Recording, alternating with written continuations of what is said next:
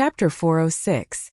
Although she lived to the age of 26 in her previous life, she had never experienced any love affairs. She had toiled for half her life, constantly striving and working hard her entire life. At the time, her mother passed away, and her younger brother was only 2 years old. Her father was instigated by her stepmother to bring their family to the Chow family's main residence in Guanlan City. In the beginning, they couldn't enter the Chow family at all and were arranged to live in a small, dilapidated courtyard outside the Chow family's main residence. It wasn't until Arbor was 16 years old that her family suffered the Chow family's disdain. She was called trash until she was 16 years old, and her situation only improved after she awakened her mystic meridians. At the time, everyone thought that since she was already over 15 years old, it was impossible for her to successfully awaken her mystic meridians in this lifetime. However, she held back her energy from beginning to end. After she was 16 years old, she suddenly awakened her mystic meridians on her own one day, causing quite a stir in the Chow family at the time. After all, her situation was considered rather special. After that, even though she successfully awakened her mystic meridians, she still didn't dare to relax. At the time, she thought that since she was stupid, she had to work even harder than others. Thus, she actively participated in all kinds of missions to earn living expenses and continuously train herself in battle. She wanted to improve herself like crazy. She had walked out of danger after mission and joined a very ordinary team. Their team wasn't like other teams, which were all made up of mystic cultivators and superhumans. They didn't even care about body cultivator teams. There were even normal people in Arbor's team. The team of nearly 20 people was made up of mystic cultivators, body cultivators, superhumans, and normal people. Every time they went on a mission, everyone would do their best to help each other and try their best to survive in a vile environment. It wasn't until the second year of the mission that she broke down and cried bitterly for the first time when she saw her younger sister Shaolin-er's tattered corpse in the wilderness that she cried bitterly. Even though she was called trash and good for nothing for so many years and received constant disdain from the main family, she never cried. But at that time, Shaolin-er's body was truly too tragic. She couldn't hold back her tears and they rolled down her face. She only remembered kneeling beside Shaolin-er's tattered corpse and tightly gripping the doll she had given her back then, sobbing uncontrollably. Ever since Shaolin-er was sent away, she secretly ran to the wealthy Do family and visited Shaolin-er a few times. She even gave her some food and a doll. The doll was embroidered for her by her mother when she was young. Later on, she gave it to Shaolin-er. In her previous life until Shaolin-er's death, she didn't dare to tell Shaolin-er that she was her older sister. When they met again, she saw her sister's pitiful corpse. At that time, she had been piecing Shaolin-er's broken body together piece by piece as if she had gone crazy. She wanted to complete her body so that she could at least leave in one piece. But she couldn't even do that. Shaolin-er's body had been left in the forest for too long and had long been gnawed on by wild dogs. She fought madly with the wild dogs and killed them all. Then she held her poor sister and wept uncontrollably. Later on, she realized that just crying was useless. What could crying do? Other than being able to vent his emotions, there was nothing else he could do. 3 years later, his teammates were eliminated one by one in the harsh environment. In the end, only she and Fan Xiuhe were left. Fan Xiuhe. When Arbor recited this name in her heart, her snowy eyes instantly filled with dark clouds. Chapter 407. She thought she could forget, but reality proved that no matter how hard it was to recall the past, this name was still carved like a sharp blade, landing in the depths of her heart. Fan Xiuhe was a very gentle man. He was 8 years older than Arbor, and he always maintained the appearance of a smiling big brother. He was the eldest son of Guanlan City's Fan family. His birth was very noble, but he was easy to get along with. He was cultured and refined, a very good person. In the team, Fan Xiuhe had always been the leader. He had led everyone out of difficult situations many times, making everyone maintain a reverent attitude toward him. In her last life, Arbor was one of the few people that he had sincerely befriended. Friend. If the others could only be considered Arbor's teammates, then this one could definitely be considered a teammate and a good friend. After the two of them got to know each other better, Arbor was quite dependent on this good friend. His trust in her also deepened day by day, to the point that he was willing to give up his life for her. However, it was this kind of man who always had a gentle smile on his lips. This was the friend that she valued the most in her last life. When only the two of them were left, he gave her the most fatal blow. For 2 years, she had been locked up in the dark room that he had carefully prepared for her. She watched as this good friend of hers, whom she had trusted in the past, knocked on her body all day long, studying her inner world. This person had always said one sentence. "It's really strange, Arbor. Why is it that your cultivation is clearly much lower than mine, but your inner world is bigger than mine? Your mystic sense is really strange when compared to other people's. Can you seriously tell me why? I'm a person with an apparition of mystic sense. You can't lie to me. This is all thanks to the apparition of mystic sense. You have secrets on you, Arbor, don't you? Please tell me. I'll be very grateful." So funny. If she was a sensible person, she wouldn't have fallen into such a passive situation. She didn't know anything. Only a silly girl who didn't know anything would be deceived into such a situation. Jojo. She felt her body become light. She was actually picked up by that guy, Emolien, in front of everyone's eyes. She stared at him with her big dark eyes staring straight at him. "You're in a daze, my Jojo." Emolien frowned and said softly, "Your expression makes me uncomfortable." It was as if there were countless thoughts hidden within, and it was so heavy that it made one feel uncomfortable. "You must be tired after messing around for most of the night. Chow chow, let's go to sleep." Emolien simply picked up the little lady horizontally and turned around to stride towards her room. Everyone was speechless. Behind him, Murong Sun fumed with rage and hollered, "Damn brat, you're really pushing your luck more and more. What did that chicken claw girl mean?" Xiao Mu's puzzled voice rang out. Could it be that she wasn't looking at me? Everyone was speechless. She was just used to walking with her fingers curled up like an orchid, but you called it a chicken claw. How embarrassing. She's looking at you," Emolien said with a smile. "My Jojo is the best." "That's right." Arbor nodded, thinking that the youth was very correct. She knew her taste was right. That gaze was clearly directed at her. That despicable woman actually dared to use such a disgusting gaze to stare at her. The arrow she shot at her just now was still too light. Chapter 408. The next morning, Myriad Faction's faction master, Fei Pengyi, also rushed over with his son Fei Qing.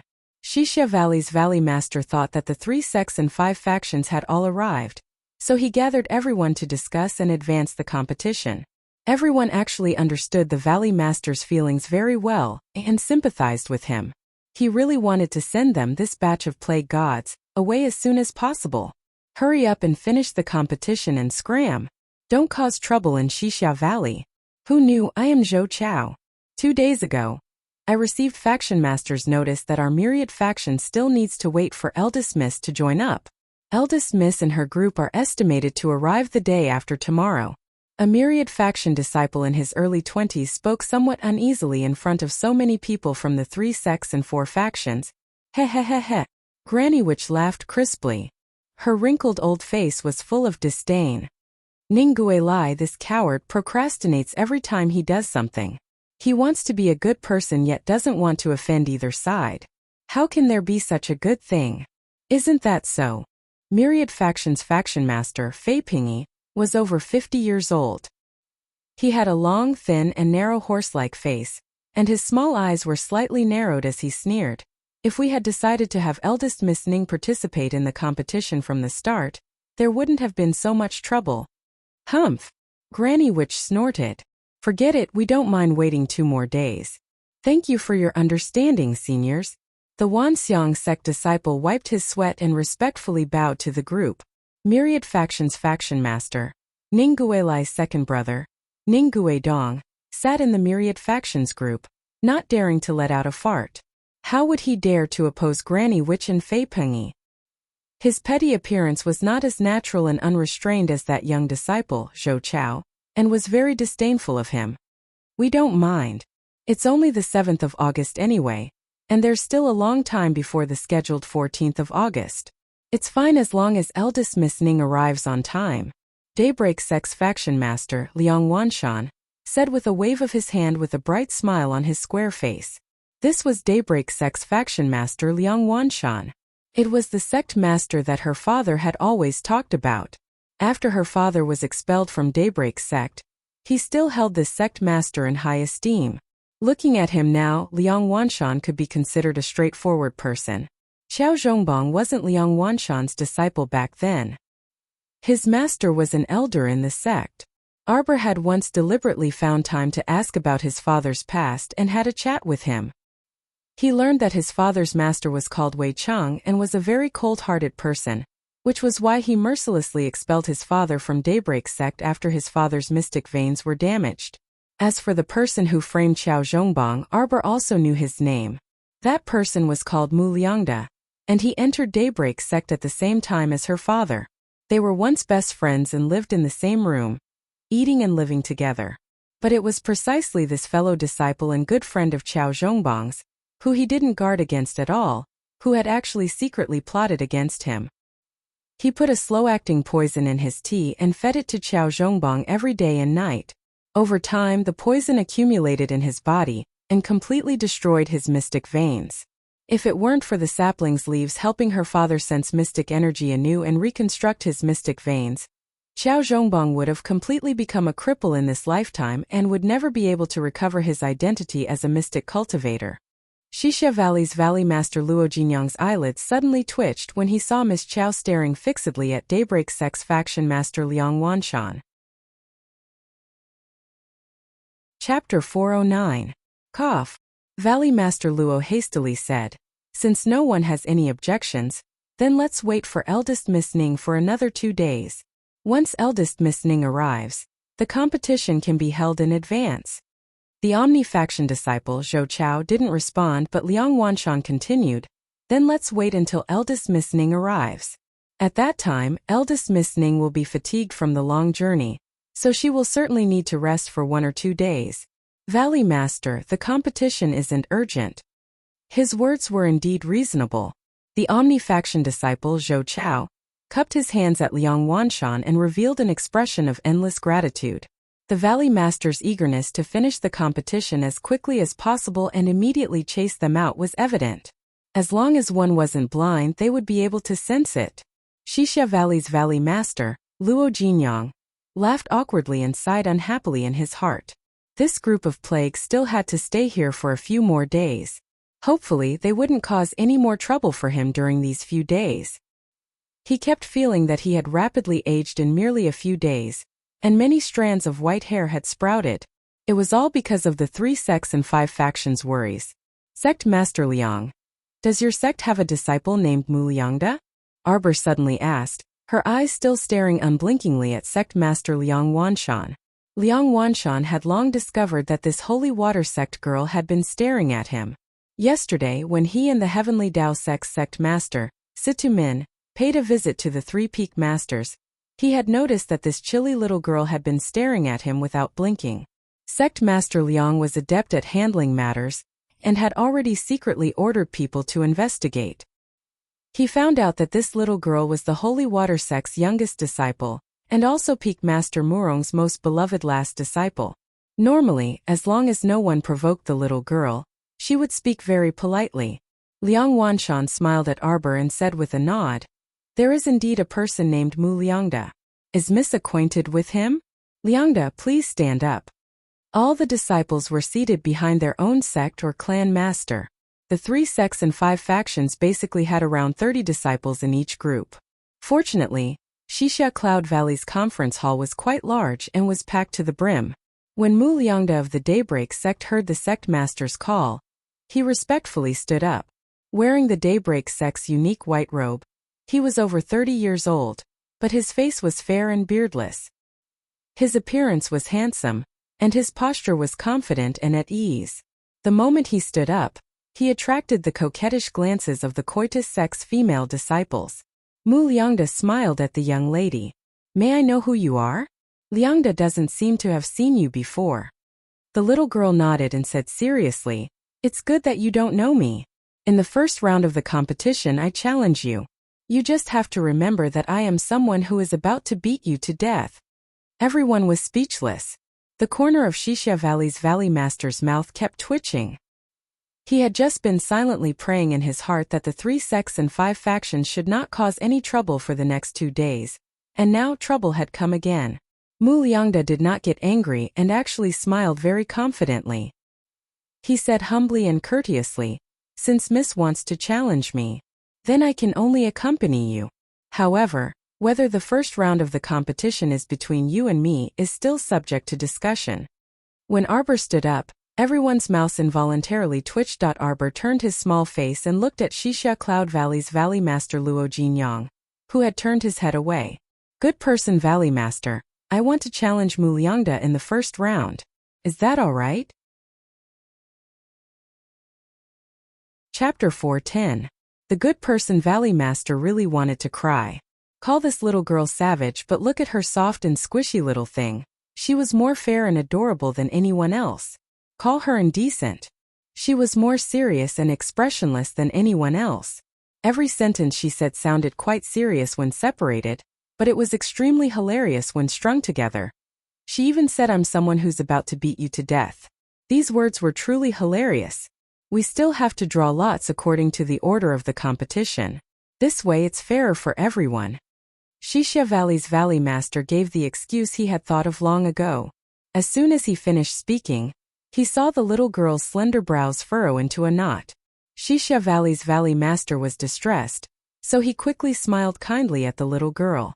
"However, little girl, don't be impatient. Even if you didn't draw Mu Liangda in the first round, it doesn't mean you won't draw him every time." Mu Liangda. What's going on? He felt like Wuxia Valley's Valley Master spoke as if he was a prize. Draw or not draw. If you draw, you'll get the grand prize. If you don't be discouraged and continue to draw. Then will the results of the draw be announced? Will the name of the person who draws the number plate for Mu Liangda's match be announced? The little girl seemed to be especially reasonable today as she continued to interrogate good-naturedly. The Valley Master instantly felt that the little girl was giving him face, so he nodded cheerfully. That's right, that's right. All the names of the competitors will be announced 1 day in advance. I will have the Valley disciples prepare them then." Okay. Our dear Qiao Mu didn't say anything else and sat down obediently. Only the disciples of the 3 sects and 5 factions kept feeling some kind of yin energy faintly lingering above their heads. Something was wrong. There was something wrong with the little girl's style today. Shouldn't she immediately berate Mu Liangda? Why did they feel so strange when she suddenly asked the Valley Master if they would announce some sort of name list? However, Mu Liangda was oblivious to the impending calamity and smiled coolly. He lifted his white robe and sat down with a ramrod straight posture. When he sensed a gaze, he turned his head and met Duan Yu's eyes. Mu Liangda naturally did not dare to slight this sect master's eldest personal disciple. He nodded at Duan Yu with a smile, but he was very puzzled as to why the other party was shooting him a meaningful gaze. When the Valley Master saw that everyone had reached a preliminary agreement, his tense mood finally eased a little. He laughed and said to everyone, "Since we still have to wait for 2 more days, then everyone can do as you please during these 2 days. If you want to leave the valley for a walk, that's fine. If you want to cultivate in seclusion, you'll have to hurry." The meaning behind the Valley Master's words was, whether you scram or go into seclusion. In short, please don't cause trouble in Wuxia Valley. Everyone pretended that they didn't understand what the Valley Master meant. They all nodded with a smile and followed the people from their respective sects back to their residences. For the next 2 days, the Valley Master felt very comforted. The people of the 3 sects and 5 factions all closed their doors and rested in their own courtyards. Every time Wuxia Valley's disciples went to deliver food, they would always bring back news of peace and tranquility to the Valley Master, causing the Valley Master's nerves, which had been stretched taut for 2 days, to finally relax slightly. That night, Ning Bihuan finally arrived at Wuxia Valley with a team of more than 20 people led by her. In view of everyone's excellent performance these days, the Valley Master planned to treat everyone to a small banquet out of his own pocket as a welcome dinner for everyone. When everyone arrived, Ning Bihuan's group was already there. Chapter 4:11. Eldest Miss Ning led her people and boldly sat at the main table in the center. The remaining Omni-faction disciples surrounded Ning Bihuan's table, and also took up 2 or 3 tables. The small feast was set up next to the flowery pavilion in the valley.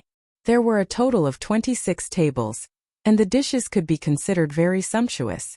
Xixia Valley had always lived in seclusion, so there was quite a bit of grain stored in the valley. It was rare for them to be able to have a good meal, so the Holy Water Sect disciples hurried over early, planning to occupy a good seat. In the end, they saw Ning Bihuan's corpse-like face staring gloomily at them. To be more precise, Ning Bihuan's stiff and cold corpse-like face was facing Mo Lian. Her serene eyes unwaveringly stared at the youth in front of her. She almost instantly recognized this youth as the person who had appeared in her younger sister's remnant life lamp.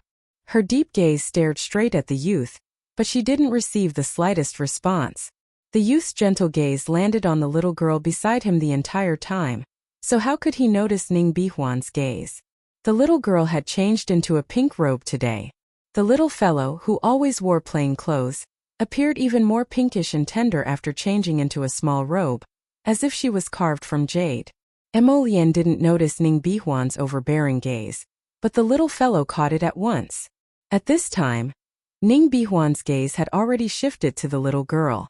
When Arbor clearly saw Ning Bihuan's appearance, she couldn't help but be taken aback. This girl seemed a bit familiar. Her face was oval, and her willowy eyebrows were slightly curved to her temples. She wore a cyan robe, and her entire person appeared to be in high spirits. Ning Bihuan saw her somewhat bewildered appearance and knew that she had already forgotten about her idiotic younger sister, Ning Bifan. It wasn't that she cared much about that idiot. She just didn't like people directly climbing over their Omni-faction's head to behave atrociously. She, the one surnamed Ning, wasn't that easy to talk to. Ning Bihuan curled her lips and looked straight at the little girl.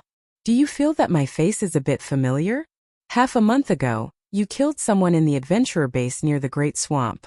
She had the same face as me. That girl was my twin sister, Ning Bifan. Realization dawned on Arbor's face. He nodded at Ning Bihuan and said, I remember now. It's that woman who put her face in front of me and kept telling me to hit her. After I hit her, she asked me why I dared to hit her. She's such a strange person. The senior sisters of the Holy Water Sect didn't understand the reason, but they could understand how hilarious it was when they heard the little fellow's explanation. Ning Bihuan naturally didn't know that such a thing had happened at the adventurer's base, but she had always understood the extent of her brainless younger sister's stupidity. She didn't doubt the young lady's words. Are you here to avenge your sister? Arbor looked at her and asked. Ning Bihuan sneered. Do I look like such a bored person? If an idiot dies, then so be it. I'm here to challenge him. Ning Bihuan's finger pointed straight at the youth Mo Lian. A bellicose flame danced in her eyes. You're very strong. Youth, I want to challenge you.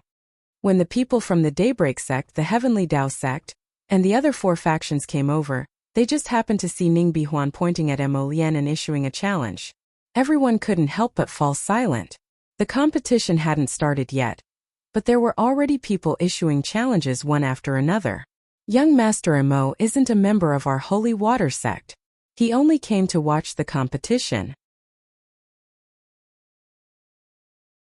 Chapter 412.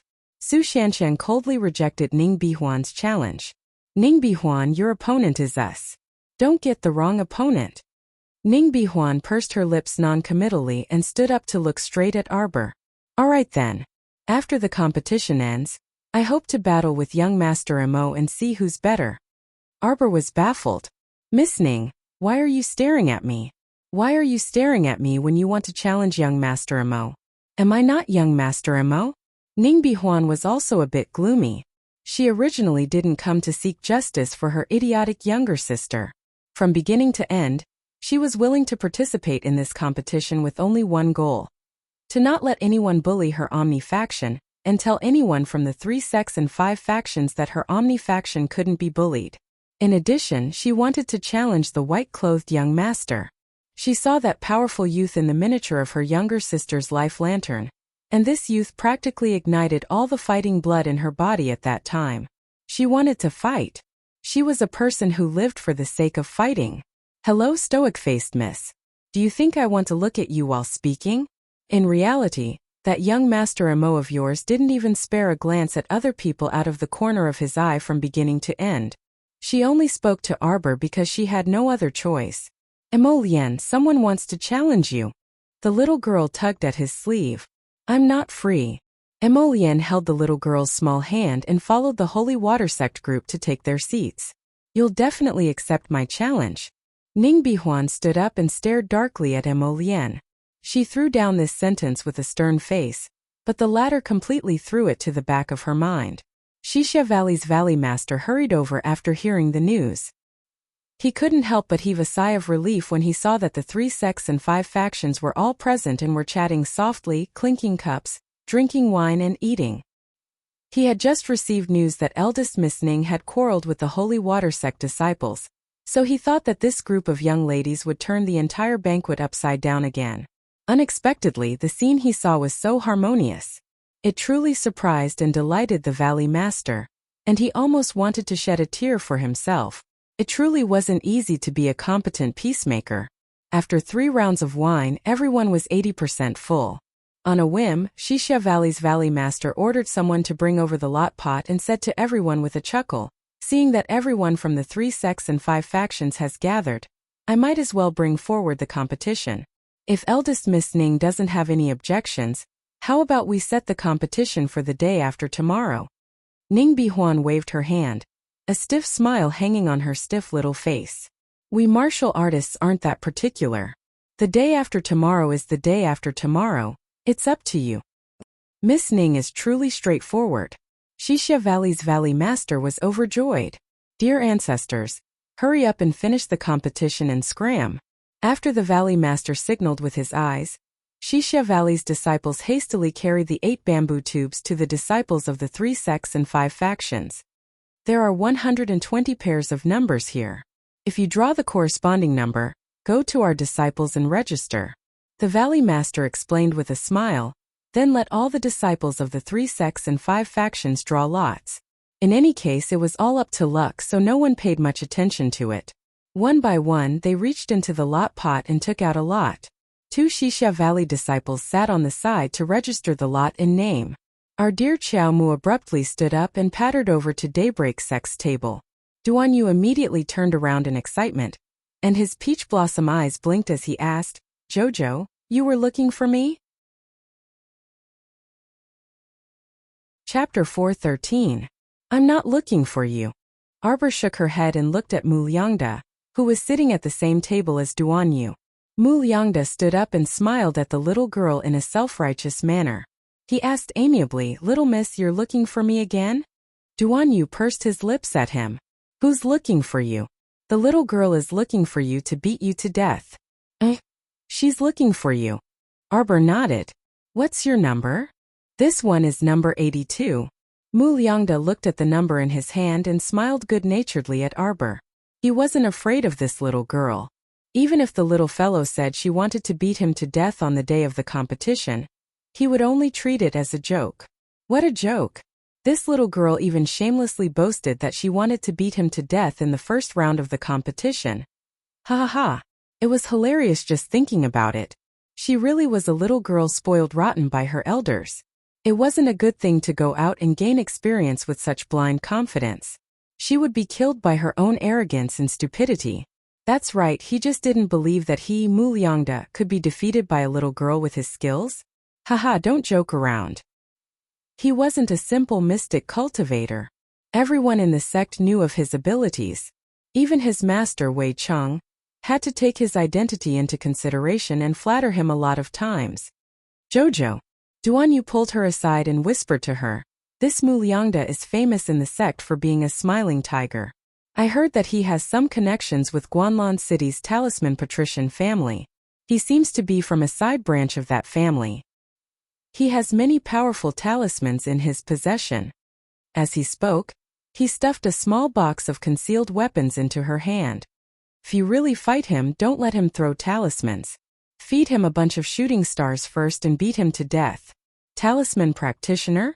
The little fellow was startled, but she took the box that Duan Yu stuffed into her hand and nodded repeatedly. Number 82 was it? She first ran back to her own table and browsed through all the senior sisters' hands. There was no number 82. Then she ran to Sitiyi's table and had him check if anyone in the Heavenly Tao sect had that damn number 82. Jojo, do you really want this number 82? Wei Nanfeng couldn't help but tease. Then what if the person holding number 82 isn't willing to exchange with you? For example, if you picked a lot, your opponent would be stronger. Naturally, others wouldn't be willing to trade with you. Xiaomu cast him a glance, and her small brows creased deeply again. Troublesome. There's no 82. Situi didn't know whether to laugh or cry when he returned after asking around. Arbor was a little angry. He turned around and glanced at Bailey Shi, who was sitting in the Purple Firmament faction's seat. He frowned and thought for a while, then ran over on his own. Do you have 82? The little fellow poked Bailey Shi's arm and stared at him. Bailey Shi glanced at her and did not refuse. However, when he went to ask his fellow disciples, there was a trace of helplessness in his eyes. His hard work paid off and he finally got the answer from Bailey Shi. The holder of lot number 82 was a 15 or 16-year-old young girl from the Violet Firmament Guild. Her face was round like a delicate red apple. Miss Chow looked down at her lot number. I'm number 53. Are you willing to exchange with me? Sure. It's not registered anyway. Yuan Jixin, the girl who picked up lot number 82, very straightforwardly handed over the lot number in her hand. In fact, the Valley Master had long seen everything. Cough cough, this was clearly blatant cheating. Chapter 4:14. Why didn't anyone stop them? And so many shameless people even popped out to support them. Valley Master expressed that he was very stifled. Seeing them act so openly, he could only choose to be blind. Thank you. The little girl thanked him politely, took the number from the other party, and handed her number 53 to the other party. Then she added, if you can't beat that number 53, I'll help you beat him back later. I'll help you vent your anger. Yuan Jixin giggled. Number 53 took that number and glanced at it, silently speechless. Bailey Shi's mouth twitched helplessly. Miss Chow, number 53 is standing next to you. HM? What a coincidence. The little girl turned her head and saw the face of an ordinary passerby. Number 53 was also a Purple Firmament faction disciple, but he was considered one of the weaker ones among the many senior brothers and sisters. So when the little girl's gaze shot over, number 53 hurriedly raised his hands and said in exasperation, Don't worry, little girl. I definitely can't beat senior sister Yuan Jixin.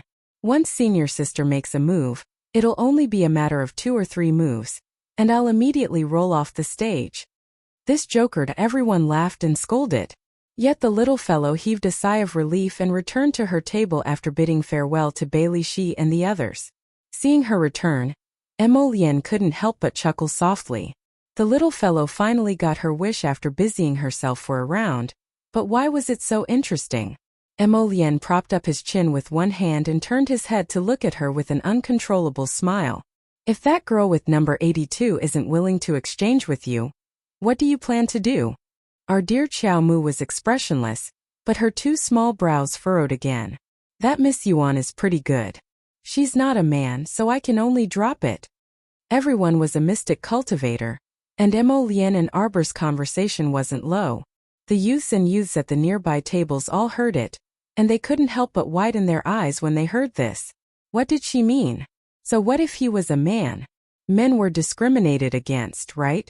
Wei Nanfeng chuckled as he squeezed over with a wine jug in his hand. If number 82 is a man and he's unwilling to exchange with you from your tone, you plan to beat him up overnight and directly snatch away the number? Our dear Xiaomu nodded honestly. It couldn't be helped.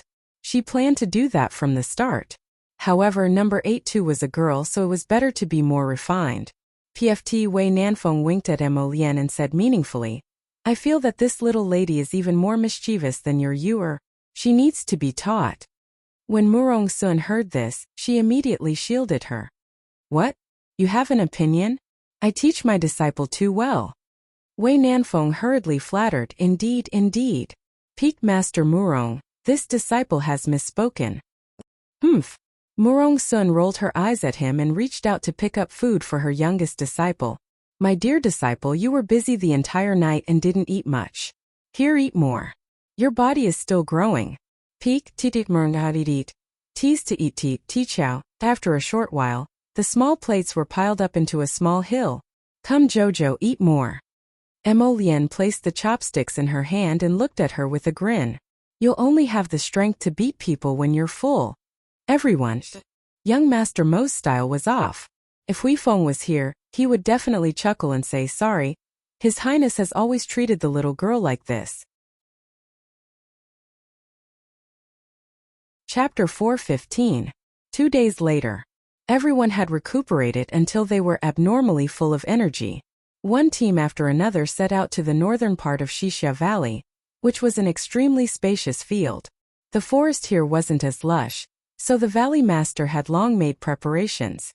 He ordered people to set up a large stage and also set up many seats for everyone.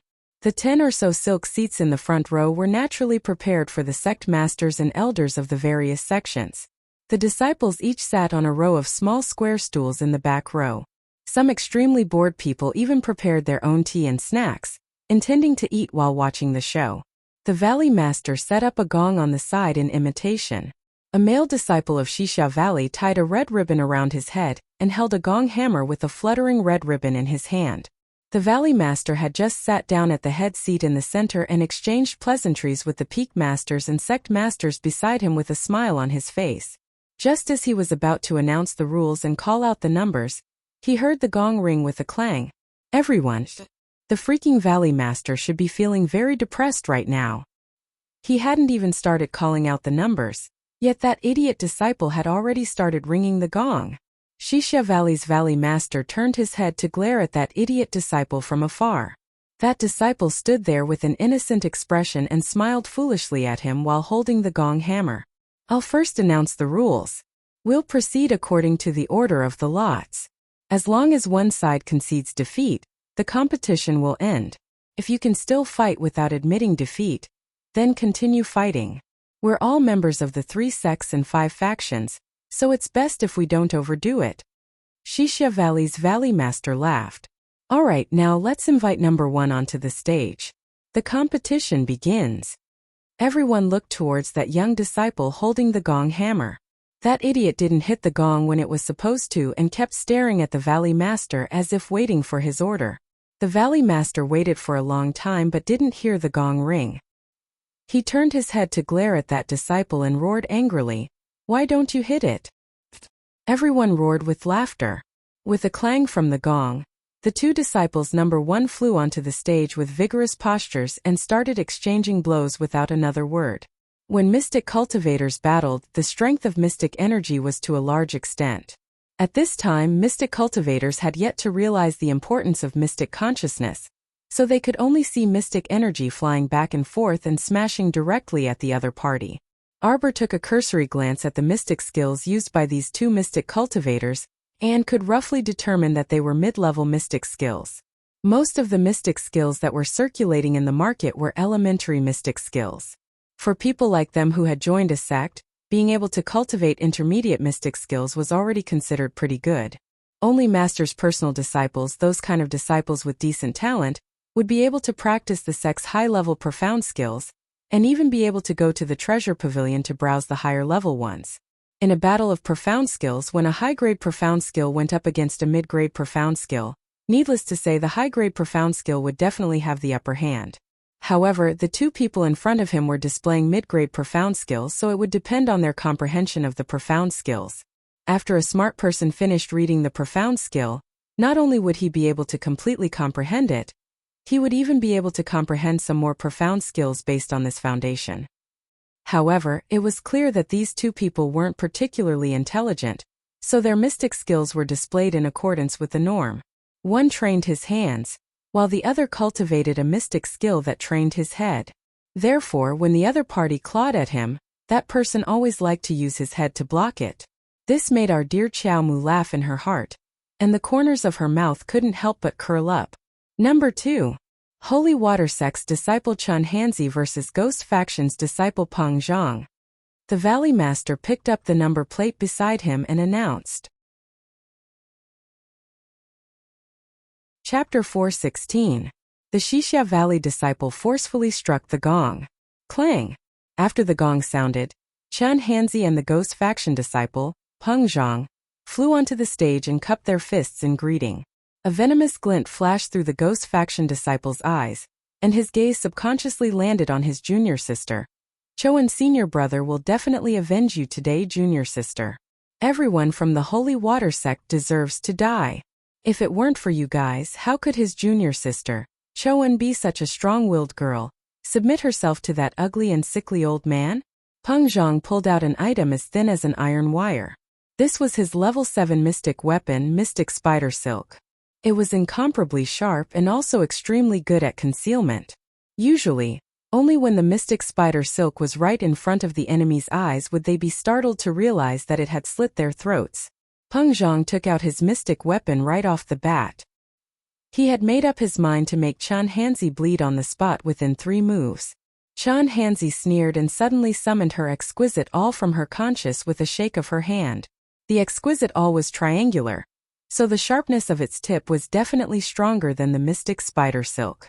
Moreover, this all also had a wondrous use, which was that the all head could suddenly lengthen. Only when the enemy died would they realize this point. This level 9 mystic weapon was a treasure she had dug out from Maple Pavilion. It was quite handy, and she normally wouldn't take it out to use unless it was an important situation. But now, since the other party had also taken out a mystic weapon, could it be that she had to passively take a beating? Humph! None of the Holy Water sect's members were afraid of trouble. Peng Zhang channeled mystic energy into his hands and covered the Mystic Spider Silk. He took a step forward and directly swiped it at Chen Hanzi's neck. When this move was used, Lu Yun's eyes turned completely gloomy. This ghost faction disciple clearly wanted to take her disciple's life from the start. Doya nervously clenched her hands. Although she didn't make a sound, her large, watery eyes clearly revealed her anxiety. Chen Hanzi fell backward on her back and suddenly threw out the exquisite all in her hand. Upon closer inspection, the all's tip collided with the Mystic Spider Silk, and it actually created a tiny spark. Chen Hanzi's body turned upside down and quickly kicked out twice. Borrowing the force of the kick, she flipped over and landed steadily on the ground with a backflip. The exquisite all once again returned to her hand, and a ray of profound energy light burst out from the sharp all, sweeping out an arc-shaped energy ripple as it charged straight at Peng Zhang. Peng Zhang repeatedly took a few steps back, and he was barely able to stand firm when he felt a sweetness in his throat, causing him to fiercely swallow down a strand of surging blood. In the depths of his eyes, which were covered by the gray cloth, there was a hint of killing intent. Come out, thousand-faced venomous spider! A trace of viciousness flashed across Peng Zhang's eyes. Holy Water sect disciple, you forced me. If it weren't for the fact that you were so insensible and refused to be executed obediently, why would I summon the thousand-faced venomous spider? This time you're the one who brought this upon yourself, and you're going to die a miserable death. Don't blame others. Peng Zhang grinned and pointed at Chen Hanzi. Poison spider. This is your lunch. Go. Hiss. The thousand-faced venomous spider waved its 8 long legs and crawled towards Chen Hanzi at an extremely fast speed. Chen Hanzi's expression froze, and she hastily released her level 9 mystic beast, the Silver Wolf. When the Silver Wolf charged towards the thousand-faced venomous spider, Chen Hanzi also swiftly dashed towards Peng Zhang. Substantial killing intent had already condensed in her eyes. Peng Zhang sneered and flung out his Mystic Spider Silk. The instant he attracted Chen Hanzi's attention, he swiftly took out something from his sleeve and lightly pinched it. Chapter 417. Arbor, who was sitting in his seat, abruptly stood up and stared at Peng Zhang with his sharp, cold eyes. Hanzi, quickly admit defeat. Come down. Lu Yun also stood up and looked at her disciple with eyes full of anxiety. However, in the blink of an eye, the 8-legged venomous spider suddenly spat out a mouthful of venom with a hiss, and its sharp little venomous fangs abruptly bit at the Silver Wolf's paw. The Silver Wolf was very intelligent and naturally knew that this thousand-faced venomous spider's teeth were very formidable. However, just as it wanted to escape, it discovered that its paw was hooked by something. When it looked down, it discovered that it was a ball of spider web that had unwittingly entangled its paw. The thousand-faced venomous spider bit down on the silver wolf's white fur. The silver wolf immediately fell to the ground and rolled around in pain. On the other side, Hanzi discovered that an exotic fragrance had suddenly burrowed into her nose. Just as she cursed inwardly, she suddenly heard the silver wolf's wretched howl. She panicked, and when she was distracted again, Peng Zhang's mystic spiderweb was already slicing towards her neck. "Punk, you dare!" Lu Yun shouted, her eyes glaring so red that they were about to burst. When Xixia Valley's Valley Master saw that something was amiss, he immediately jumped up and shouted to stop. "Ghost Faction Disciple, you've won. Immediately release the holy water sexsmiths and quickly leave the stage. Split up. Split up." However, Xixia Valley's Valley Master's shout was useless. He couldn't stop Peng Zhang's deranged actions. Hanzi tilted her body at the moment of extreme danger, and her neck arched backwards to avoid that mystic spider web. Unfortunately, her head was dizzy and swollen, and her mobility was greatly affected. Her limbs felt like they were being restrained by something, so they were very slow and exhausted from head to toe. Although she managed to avoid Peng Zhang's fatal strike towards her neck after her movements slowed down, she couldn't avoid her shoulder anymore. However, that mystic spider web pierced into her shoulder. At this time, Hanzi already couldn't feel the pain in her shoulder. She only felt that her body was very, very heavy, and her head was so heavy that she couldn't control it. Her body suddenly leaned back and fell heavily onto the stage with a bang. Senior Sister Chan. Junior Sister Hanzi. The senior and junior sisters of the Holy Water sect all stood up and shouted angrily.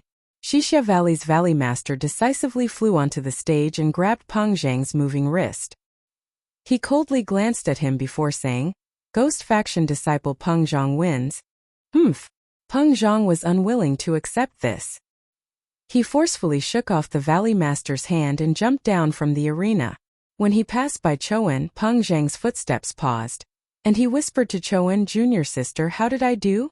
Chowen revealed a pair of stern eyes from under the gray cloth scarf. She nodded with a smile and said, "Senior brother, you did well this time."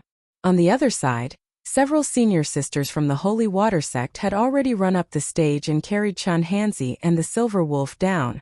Black liquid flowed out of their wounds, especially the silver wolf, which had been severely injured by the thousand-faced venomous spider. Its fur was constantly festering and falling to the ground in handfuls. Both of them were on the verge of death. "Ghost Faction, you're so despicable. You actually use this kind of despicable poison." Doya furiously stood up and pointed in the direction of the Ghost Faction as she cursed. "Don't say despicable, little sister from the Holy Water sect. This is a competition.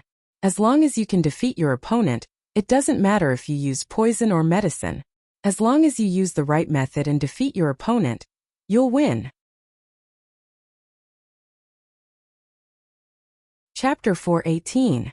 Isn't my senior brother's words reasonable? A Ghost Faction disciple added with a sinister smile. "Senior Sister Chan." Mingxia supported Hanzi's body and anxiously looked up at Lu Yun and the others. "Master, what do we do now? Everyone take a look and see if you have any antidote pills on you." Antidote pills are useless. The silver wolf was poisoned by the thousand-faced venomous spider, so a simple antidote pill can't cure this kind of poison. As for Hanzi, from the looks of it, that Ghost Faction disciple should have given her an extremely vicious medicine that can prevent her from gathering mystic energy. How is it? I have several antidote pills here. Do you want to try swallowing them first?"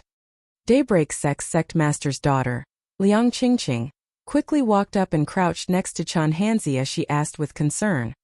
"Master said the antidote pills are useless." Mingxia was about to cry from anxiety. "Everyone move aside. Don't crowd around." A cold voice interrupted, instantly causing everyone who was at a loss for words to have a flash of inspiration. "That's right. Didn't little junior sister once treat City Lord Wu's daughter in Five Moon City? That's right. Back then, wasn't his daughter poisoned by that something heartbreak grass? Little junior sister cured the poison in a few strokes. Presumably, the poison in senior sister Chen's body this time."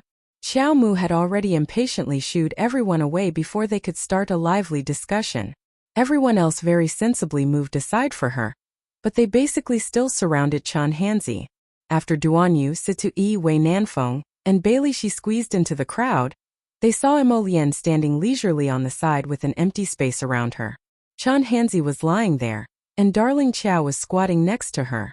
She first felt her pulse before turning over the dying silver wolf. She took out a small wooden box and took out a pill, stuffing it into the silver wolf's mouth. Afterwards, she focused on performing acupuncture on Chan Hanzi. As soon as she started, that inexplicably familiar feeling of performing acupuncture 1,000,000 times welled up in her mind once again. That kind of medicinal powder which Chan Hanzi had inhaled was scattered all over her body, turning into small grains of powder, blocking the circulation of the profound energy in Chan Hanzi's body. Arbor's hand that was holding the needle was slightly stunned. Only then did he realize that he had unknowingly sent his profound sense into his eyes, and could actually see the flow of profound energy in Chan Hanzi's body. This method of controlling the flow of mystic sense into one's eyes was one of the techniques recorded in the second layer of the Spirit Division record. She had been staying on the first level all this time, painstakingly cultivating how to use her own profound sense to control her avatar. She had only glanced at the second layer of the Spirit chapter, and hadn't really studied it. However, she hadn't expected that she would be able to master it in a moment of haste. Our dear Qiao Mu was a little excited in her heart. She hurriedly mobilized all the mystic energy in her branch meridians and gathered it all into mystic sense. Then, she guided it into her eyes and observed with rapt attention. More than half of the profound energy in one of Chan Hanzi's main profound veins was present.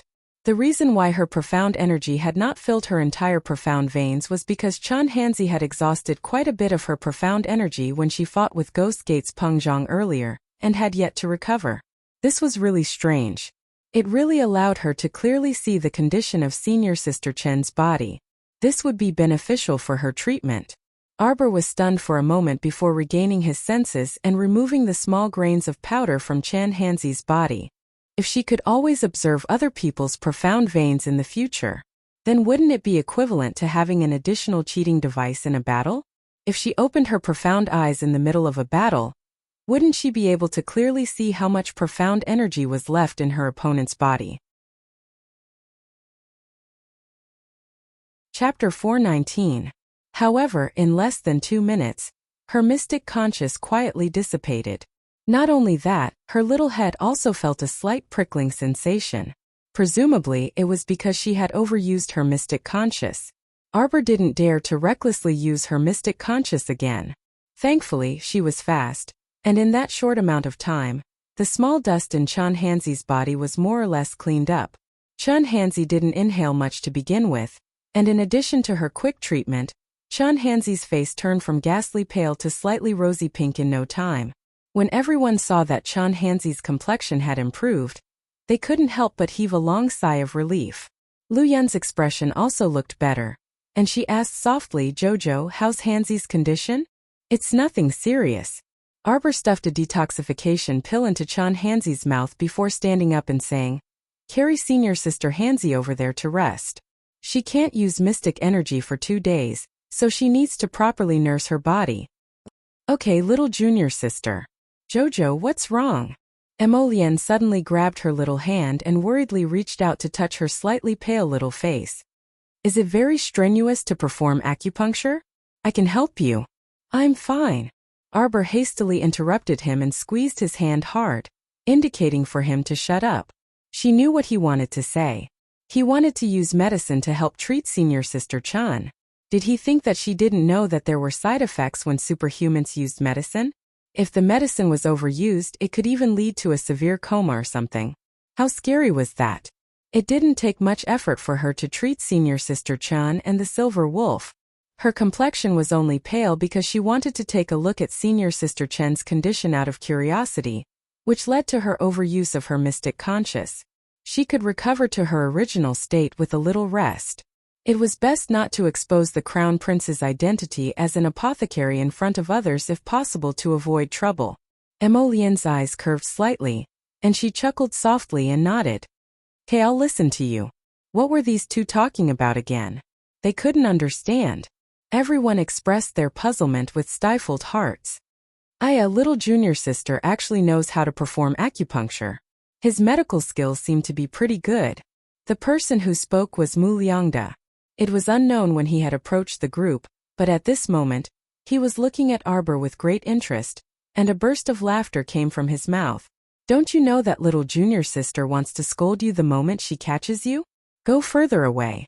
Everyone looked at him in disdain, but Mu Liangda was thick-skinned and didn't care at all. He continued to stand beside everyone and look at Arbor with a smile. Arbor didn't have time to care about her. She was trying to save senior sister Chen's silver wolf. The silver wolf's injuries were even more severe than senior sister Chen's. Its wounds had completely festered.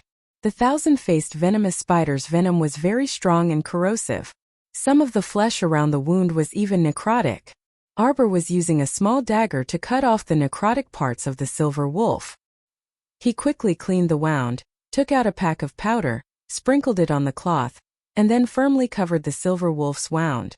Soon, the silver wolf's wound from the venomous spider's stab stopped festering, and the bleeding also stopped immediately.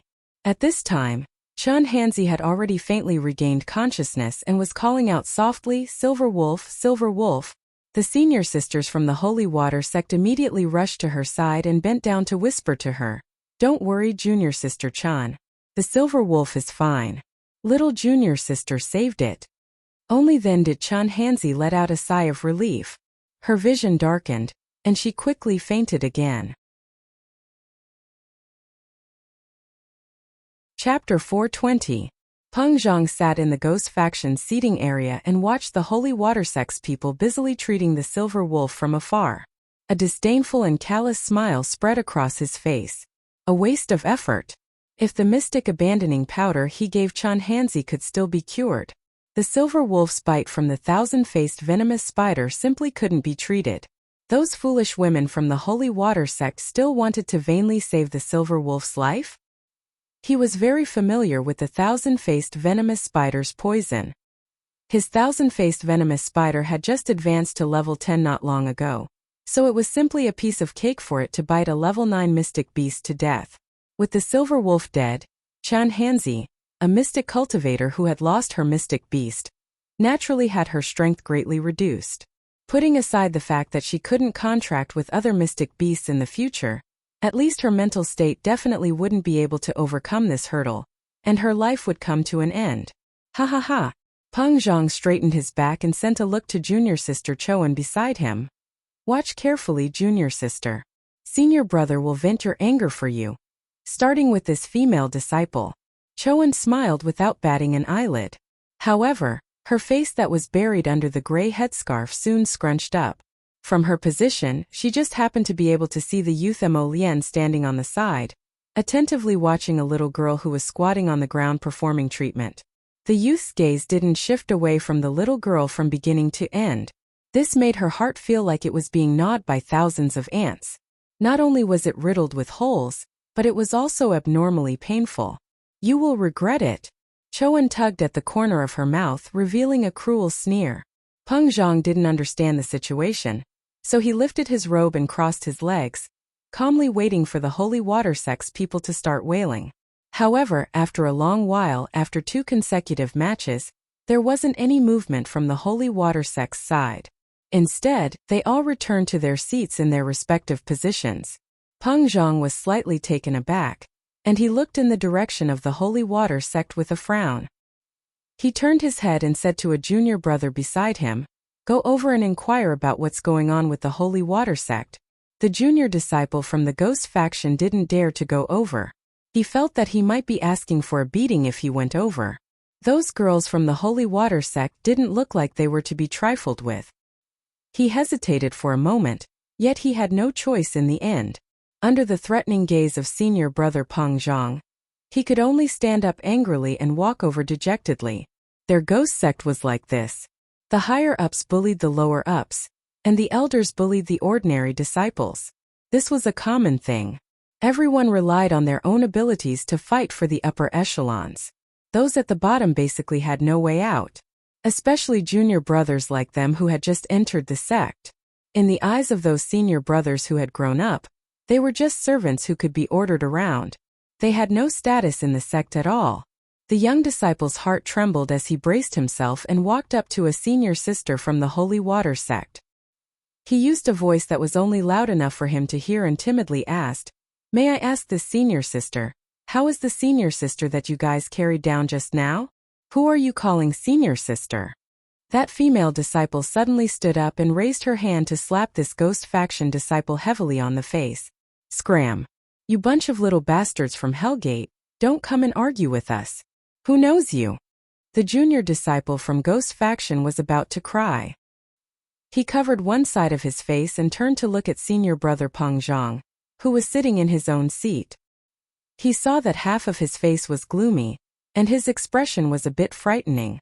"As senior sister, I also didn't want to come over." The junior disciple covered his face and retreated a step. Chapter 421. He was so timid that he practically didn't dare to look at the expressions of the surrounding Holy Water sect disciples. These Holy Water sect women all had extremely unsightly expressions, as if they would immediately pounce on him and tear him apart. He just knew that this was an arduous task. Senior brother Peng Zhang had sent him here purely to find trouble. "Humph, go back and tell him that if he wants to know about our senior sister Chen's situation, then tell him to come over himself. But let's see if he dares or not." That senior sister raised her eyebrows and looked at the Ghost faction disciple provocatively. Another Holy Water sect disciple beside her started laughing. This kind of cowardly tortoise only knows how to use some despicable methods on the stage. He doesn't even dare to run over to our territory to behave atrociously, so don't even think about it. The Ghost faction disciple cast a pleading look at Peng Zhang, but the latter glared at him in dissatisfaction with a taut face. The Ghost faction disciple dejectedly returned to his seat and secretly said to Peng Zhang, "Senior brother, the Holy Water sect wants you to personally go over and ask, are they worthy?" Peng Zhang sneered and rubbed his thumbs. "In order to hide our abilities before the competition, we instead caused junior sister to suffer grievances. Now we don't need to anymore. These Holy Water sect girls will soon know that our Ghost faction isn't so easy to provoke." Peng Zhang gazed darkly at Xiao Mu. Xiao Mu keenly sensed his gaze and turned her head to look at him. Her pair of eyes that were as tranquil as an ancient well contained a 10,000-year-old chill, causing Peng Zhang to inexplicably shudder. Chun Hanzi's injury was simply a fuse. Following that, whenever the Holy Water sect disciples encountered members of the Ghost faction, they would be extremely ruthless in their attacks. Both sides had injuries of varying severity. Overall, it was still the Holy Water sect that had the upper hand. As long as the Holy Water sect disciples were wary of the Ghost faction's poisoning methods and seized the initiative, they would absolutely suppress the Ghost faction with their orthodox cultivation techniques. After several rounds, the Ghost faction disciples were all suppressed by the Holy Water sect girls and carried off the stage with heavy injuries. Ghost Surt's expression was very unsightly. At this time, Ning Bihuan defeated a Ghost faction disciple with her silver spear, and even heavily injured him. The Ghost faction's elder Gue Buddha finally couldn't help but curse, "Eldest Miss Ning, you're too heavy-handed." It was fine if the Holy Water sect's people had accumulated grievances with the Ghost faction, but even the Omni faction's Ning Bihuan, one of the 5 factions, treated the Ghost faction's people like this. Elder Ghost didn't know what to say. His old face was solemn and taut. When he looked at Ning Bihuan, there seemed to be a raging fire burning in his eyes. However, Ning Bihuan didn't care. She raised her hand to stop Elder Ghost's words. "Since we agreed on a competition, then everyone should bring out their true abilities to fight. Everyone should rely on their own abilities. If you're afraid, you can just go on stage and admit defeat. I don't care." Once he finished speaking, he shrugged in an infuriating manner, as if he looked down on Elder Ghost. Ghost Surf was angered half to death by this clumsy Ning Bihuan. He glared angrily at Peng Zhang and the others. "Why haven't you carried your junior brother down yet? How shameful. He didn't pick a good day." After these few matches, more than half of their Hellgate disciples were seriously injured. How unlucky was this? Right now, he was a bit vexed about Peng Zhang's previous willfulness. If it weren't for him starting this conflict, how could things have developed to such an unmanageable state? Chapter 422. In the afternoon, the scorching sun had already risen to its highest point, and the entire area around the stage was filled with a fiery atmosphere. This match was between a Coitus faction female disciple and a Daybreak sect male disciple. The Coitus faction female disciple threw herself into the male disciple's arms as soon as she came up, startling him into retreating repeatedly. That female disciple was still muttering, "Little big brother, don't hurt me," when the Daybreak sect disciple suddenly rushed in front of her and smashed her to the ground with a slap. The entire area was silent for a moment before bursting into cheers. Arbor speechlessly looked above the stage. The Daybreak sect disciple seemed to have been provoked, and his entire body was like a little calf as he exerted a burst of brute force. He grabbed the Coitus faction female disciple's hair with one hand and even slapped her with his other hand. In the beginning, the Coitus sect disciple was still crying out softly, "I." Then, he was beaten until his true colors were revealed. Flustered and exasperated, he roared, "You little bastard, stop! This old lady's hair. This old lady's face. You freaking stop right there. Everyone, come out." The Coitus faction female disciple summoned her mystic beast. She was about to go mad from anger. Her makeup, her image, her beautiful clothes, and her headdress. They were all completely ruined by this barbarian in front of her. So angry, so angry, so angry. The Coitus faction female disciple's first sentence after summoning her mystic beast was to directly order her mystic beast to eat the bull-like youth in front of her. The Daybreak sect disciple also summoned his mystic beast. Everyone couldn't help but be amused when they saw this. It really was a bull-like creature. This bull-like creature was very large, and when it stood on the stage, the two people were directly squeezed to the edge of the stage. The fat rabbit summoned by the Coitus faction disciple was simply comical and laughable in front of the bull-like creature. Therefore, everyone soon saw that the Coitus faction female disciple and her fat rabbit were completely crushed by the Daybreak sect disciple and the mystic beast bull-like creature. The fat rabbit was being trampled under the bull-like creature's hooves, and it truly looked somewhat pitiful. The Coitus faction female disciple was no longer as coquettish and flirtatious as when she first went up on stage. At this time she was beaten into a sorry state. Her face was ashen, and her eyes were spitting fire as she angrily said, "Wait. I admit defeat." The one-sided beating finally came to an end. The female disciple of Coitus sect cried miserably, and was fiercely glared at by Granny Witch. "Useless thing, you still have the face to cry? Master." Tears streamed down the woman's face. She felt wronged. How could she have known that the barbarian bull would completely ignore her charm technique? Did he think that she liked to throw herself at him? That was one of the basic cultivation techniques of the Coitus faction. Unfortunately, before she could fully display her charm technique, she was viciously beaten by that little brat barbarian bull. It was too infuriating. Go back and train hard. Granny Witch's cold words caused this Coitus sect disciple to involuntarily tremble all over. Xixia Valley's Valley Master couldn't help but sigh in relief when he saw that this beating had finally ended. He continued to call out numbers with a smile on his face.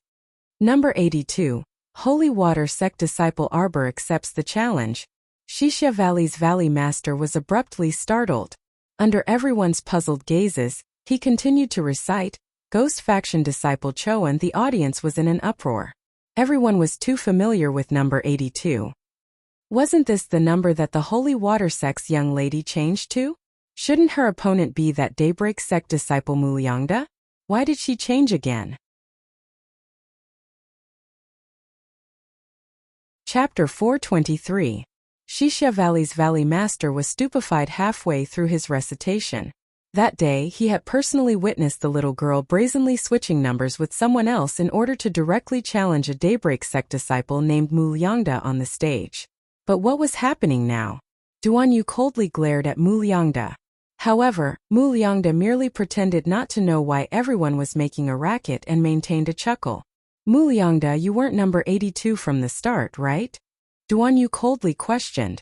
Everyone from Daybreak sect looked at Muliangda himself in bewilderment. The sect master's daughter, Liang Qingqing, also frowned. Muliangda, is what senior brother Duan Yu said true? The number you reported at the start was that of Choan from the Ghost faction? Junior sister Qingqing. I'm also not sure about this matter. Mu Liangda continued to smile and feign ignorance. He wouldn't honestly admit that Choan had already come to him to talk about this before the small banquet. The two of them discussed and both felt that since the little girl mentioned it before, she would definitely tamper with the number drawing and change it to Mu Liangda's opponent no matter what. Choan wanted to give that little bitch a surprise, so she secretly instructed Mu Liangda that she would give him a number hint during the drawing. If the little girl really came to ask him, he would report Choan's number to the little girl. Mu Liangda naturally approved with both hands raised. Since he was bound to have a battle with that little girl, he was quite happy for someone to challenge the little girl before him so that he could figure out her ins and outs. After all, he was still a bit flustered by the meaningful gazes that several people around him were giving him. If the little girl didn't have something outstanding about her, why were they all staring at him with those strange gazes? Choan truly hit it off with Mu Liangda when she came to find him and conspired against the little girl. Both of them obtained their own desires and achieved their goals. Xiao Mu was originally exceptionally intelligent, so she naturally understood what Duan Yu could figure out after thinking about it for a bit.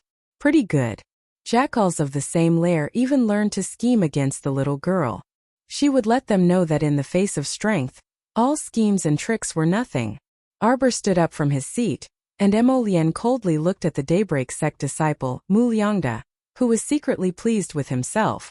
There was still a refined and courteous smile on Mu Liangda's lips, but when his gaze met the Crown Prince's extremely cold and oppressive gaze, he couldn't help but quickly avert his gaze as his body inexplicably trembled slightly. Mu Liangda. When the little girl walked to the front of the stage, she suddenly turned around, and her eyes shot toward Daybreak sect's seating area like lightning. She coldly said, "Since you want to see my strength first, then I'll let you see it. I hope you have the courage to accept my challenge in the next match. Don't be a coward." Ugly. Everyone was speechless. Mu Liangda's expression immediately turned extremely ugly, as though it had been painted green. Why was he a coward? Even his own sect's disciples were looking at him with disdain. What was going on? Duan Yu sneered, "Mu Liangda, you're a Daybreak sect disciple. You should be very clear about the situation of the 3 sects and 5 factions. It won't do you any good to be too close to people from the Ghost faction. You understand?" When Mu Liangda saw the gazes his senior and junior brothers and sisters cast over, he felt so stifled that he almost couldn't take it anymore. He and Choan were merely taking what they each needed, so why did it sound like he had betrayed the sect and colluded with the Ghost faction in Duan Yu's mouth? Chapter 424. Everyone, please don't misunderstand, Mu Liangda hastily said. "Senior brother Duan Yu, I really didn't get close to the Ghost faction." Duan Yu waved his hand, not wanting to speak with him anymore. Liang Qingqing also glanced at him disappointedly. "Senior brother Mu, it's wrong of you to associate yourself with the Ghost faction." Mu Liangda opened his mouth, but he was suppressing a surge of anger in his heart. He sat there sullenly as his gaze drifted towards the stage. He saw the little girl steadily walking up the stairs onto the stage. A snow leopard with white fur landed at her feet with a whoosh. Choan leaped onto the stage with a very lithe posture. It was impossible to tell that she had her hand chopped off a few days ago and was on the brink of death. Choan's gaze landed smugly on Arbor's face. "What, very surprised, right?" Her voice was very hoarse, as if it had been whipped by countless vines. It was terrifyingly coarse. "I'm not surprised. I just didn't expect that someone would be so stupid as to rush to court death," Arbor said dryly as he shook his head. "Bitch." Choan shouted roughly, her eyes glaring with a venomous glint. "Have you heard of a saying? A scholar who has been away for 3 days must be looked at with new eyes." Choan's right hand poked out from her sleeve, and everyone involuntarily sucked in a cold breath when they saw it. This person's right arm didn't look like a human hand at all. It was more like a piece of withered wood, and her 5 fingers and fingernails were twisted like long withered vines. "Demonic cultivator." Someone suddenly shouted. "Little junior sister, be careful. This person fused with the power of a demonic plant." Ha ha ha ha ha. Choan looked up to the sky and laughed smugly. She flipped open her gray headscarf, revealing a face so fair that it was somewhat strange. "Is my face beautiful?" She used that hand that was twisted like a withered vine to gently caress her fair and smooth face. Is it beautiful? How should he put it? That face was quite beautiful when taken apart, but when put together it made people feel very awkward. It was like a fake face with a stroke here and a piece there. When put together there was no sense of harmony at all. Arbor shook his head. Ugly. Cho-An's face stiffened and she said angrily, "What do you know? My previous face was 10,000 times more beautiful than this. It's all because of you, because of you." She approached Arbor step by step, pointed at one of her eyes, and asked with a coarse smile, "Can you tell that this is a fake eye?" Arbor nodded. "Don't be so angry. Your eyeballs might fall out." Everyone was speechless. Why was the style so strange? "Ah!" Cho-An shouted. She was simply about to go mad with anger. She originally wanted to scare the little slut, but who knew that the stoic face was expressionless from beginning to end? Shouldn't a normal girl at least be a little shocked when they saw her fake eyes? "Do you know who I am?" Arbor shook his head. "I don't know you. You don't know me, haha. You don't know me, ha ha ha ha ha." Cho-An felt that her words were extremely sarcastic. Her enemy didn't know her at all, but she was in so much pain because of this enemy in front of her day and night. How laughable was this? Cho-An's one eye was tearing up from laughing. "Do you still remember Nyan Kue who went to Shijo City to kill you? I am his master. The master of that pitiful worm who self-destructed after you crushed his soul."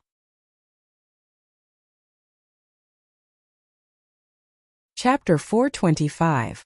She didn't reveal a shocked expression like the others, nor did she point at Cho-An and shout, "So it's you." The little fellow only tilted her head and thought for a moment before nodding and uttering an "Oh." Everyone. Why did they feel like they would be angered to death if they conversed with the little girl? You finally revealed your background with surging passion and deep hatred. Right. It was supposed to be very exciting and should have been a gasp of surprise. However, the other party merely threw an "oh" at you indifferently, like a basin of cold water drenching you from head to toe. All of your excited emotions abruptly disappeared. Cho-An trembled in anger. "You don't remember Nyan Kue? I feel that whether I remember one of your subordinates or not doesn't have much to do with our current battle." Arbor patted the snow leopard's head indifferently. After saying so much, can we get to the point? She felt that these people were very boring. Everyone liked to talk a lot of nonsense when they came up. With so much time to talk, the battle could have already ended. Cho-An looked at Arbor gloomily. "You're not a level 10 mystic cultivator yet. Don't you think it's too fake to borrow someone else's mystic beast to fight? Can it be as fake as your face? You bitch." These words simply pierced her girlish heart full of holes, making her feel like she was in hell, unable to see the light again. Arbor knitted his brows and pointed at Cho-An, "Go tear her mouth. It's so dirty." The snow leopard abruptly charged forward. Cho-An stretched out her 5 claws, and her withered vine-like arm swept toward the snow leopard's head with a whoosh. She shouted sternly, "You're breaking the rules too much. This snow leopard isn't yours at all. You can't let it participate in the battle. If it's not mine, then is it yours? Why don't you make it listen to you?" Arbor coldly followed up. "Ah, come out." Cho-An's eyes shot out a cold and vicious glint. With a furious shout, a very long centipede suddenly burrowed out from her side. The most disgusting thing was that there was actually an ugly human face on the centipede's head. As it crawled, that face kept faintly facing you, and several hundred pairs of slender legs densely stretched out. Xiaomu jumped back a step.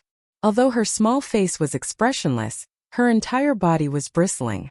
Fortunately, the snow leopard took a step forward and stood in front of her, slapping the human-faced centipede. The little fellow stomped on the ground and charged towards Cho-An. With the ferrule in his hand, the profound energy in his entire body surged. He was already in a state of violent rage. So, a line of fire shot out from the ferrule, directly breaking through the solid stone tiles of the arena, scraping out a shallow gully, and surging towards Cho-An's feet. Cho-An did not panic. She swung out her vine-like arm and smashed it into the incoming line of fire. A slender figure had already arrived in front of Cho-An. Without saying a word, a ferrule struck towards Cho-An's abdomen. Cho-An's pupils constricted. She hurriedly released her vines and wrapped them around her abdomen. Bang! Unexpectedly, The little guy changed his move very quickly and punched Choan's forehead. This punch carried a strong gust of wind as it smashed into her forehead, causing Choan to retreat several steps. Mu Liangda was watching from below, and his eyes had already revealed a grave expression. As expected, this little girl was very formidable. Her combat strength seemed to be incomparable to a level 8 mystic cultivator's cultivation. Compared to level 8 mystic cultivators of the same level, she was much stronger in terms of speed and explosive power. 10 o'clock ends. See you tomorrow. Chapter 426. Crack. The sound of her forehead cracking entered Choan's ears, causing her hair to stand on end. Bitch, bitch. Choan trembled as she reached out to touch her forehead. She felt as if something had ruptured under her skin. Back then, she was implicated by Nian Kuei's self-detonation. Although she used a level 4 defensive mystic weapon at the critical moment and barely managed to save her life, she lost one eye. All the skin on her body shattered and even festered due to the explosion. Her father rushed her to the ghost sect and begged ghost physician Luigi to treat her. She was mended piece by Luigi. Her face was unnatural and uncoordinated compared to other people's normal faces. She knew better than anyone else. More than anyone else, she wanted to regain her face that originally belonged to her. But was it possible? Impossible. Because of this woman in front of her, she had already lost her face forever. But now this woman was so cruel that she even wanted to destroy her fake face? Choan was that commandery Princess Hui, and who was doted on by everyone back then. At this moment, she was staring at the little girl standing in front of her with a sinister eye. If she hadn't coincidentally bumped into her in Xixia Valley this time, she still wouldn't have known who the commoner village girl from Shizhou City that the crown prince had been protecting so well was. After her accident back then, her father felt that something was amiss.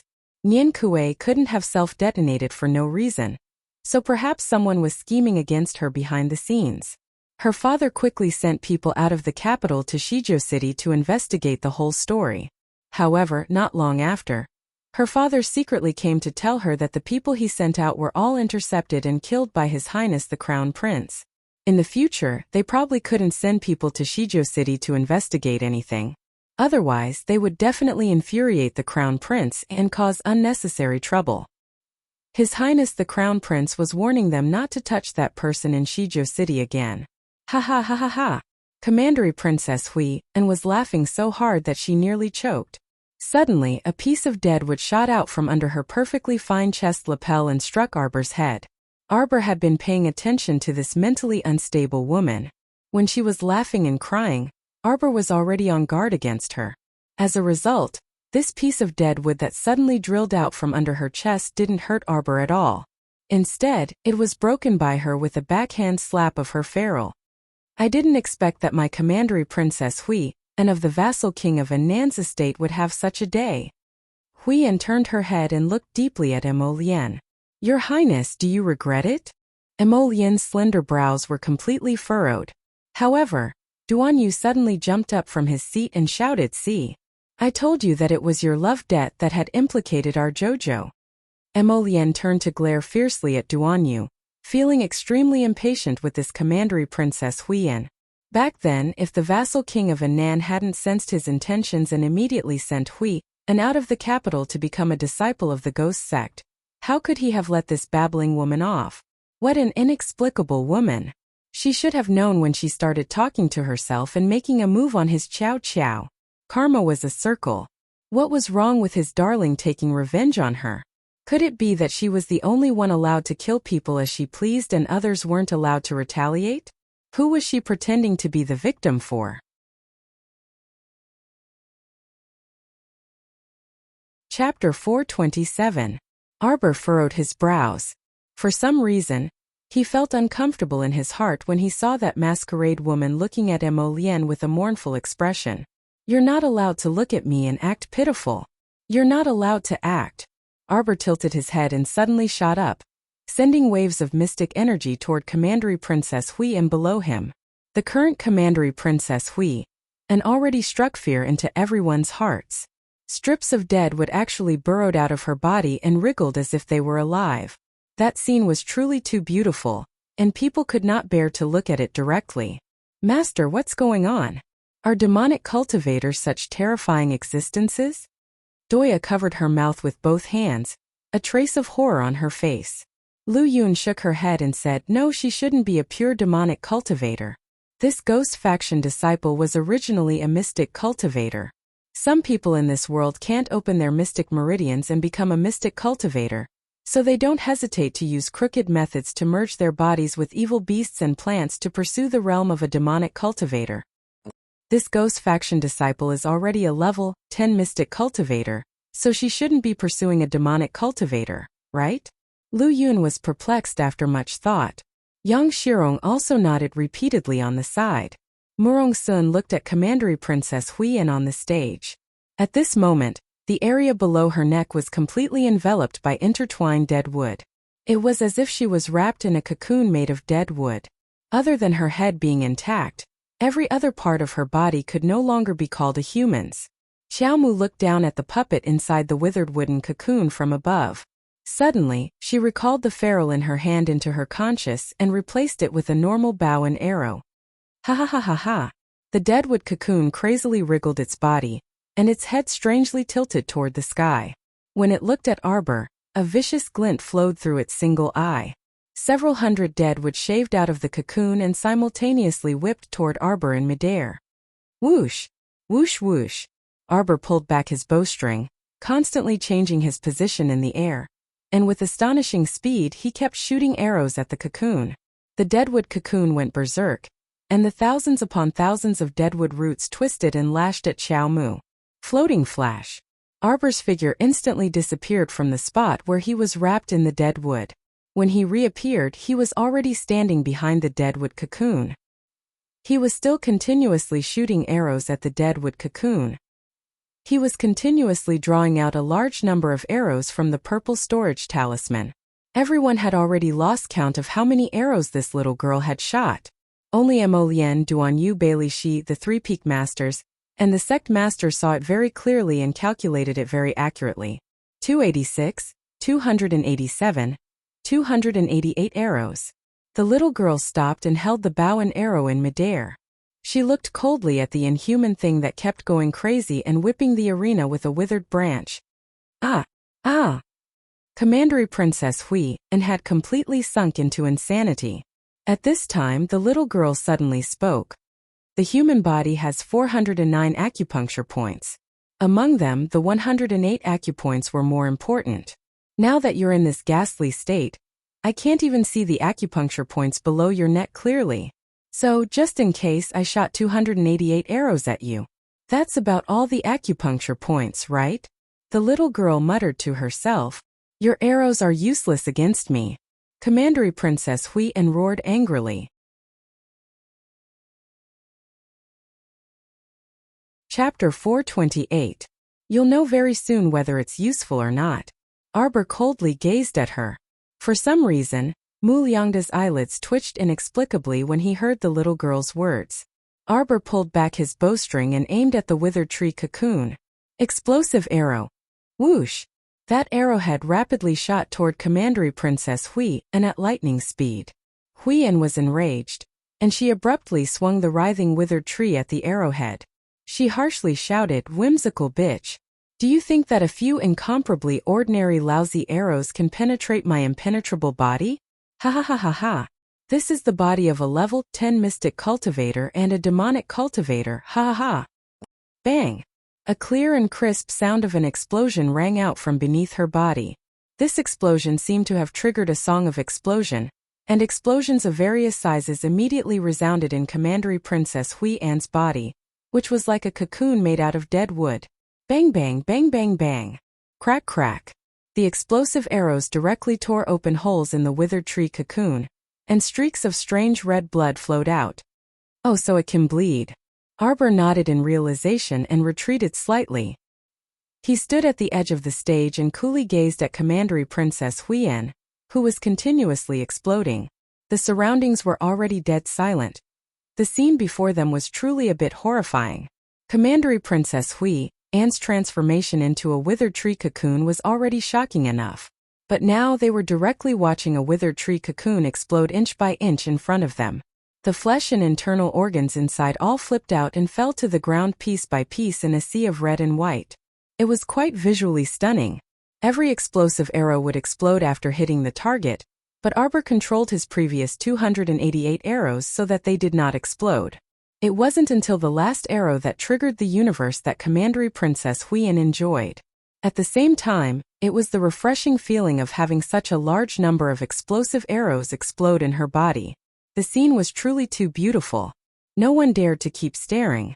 After a while, they could not resist looking away and shaking their heads repeatedly. The expressions of the Ghoul sect disciples became abnormally ugly. Peng Zhang was even more heartbroken. He wanted to charge into the arena like a madman. Junior sister. Junior sister.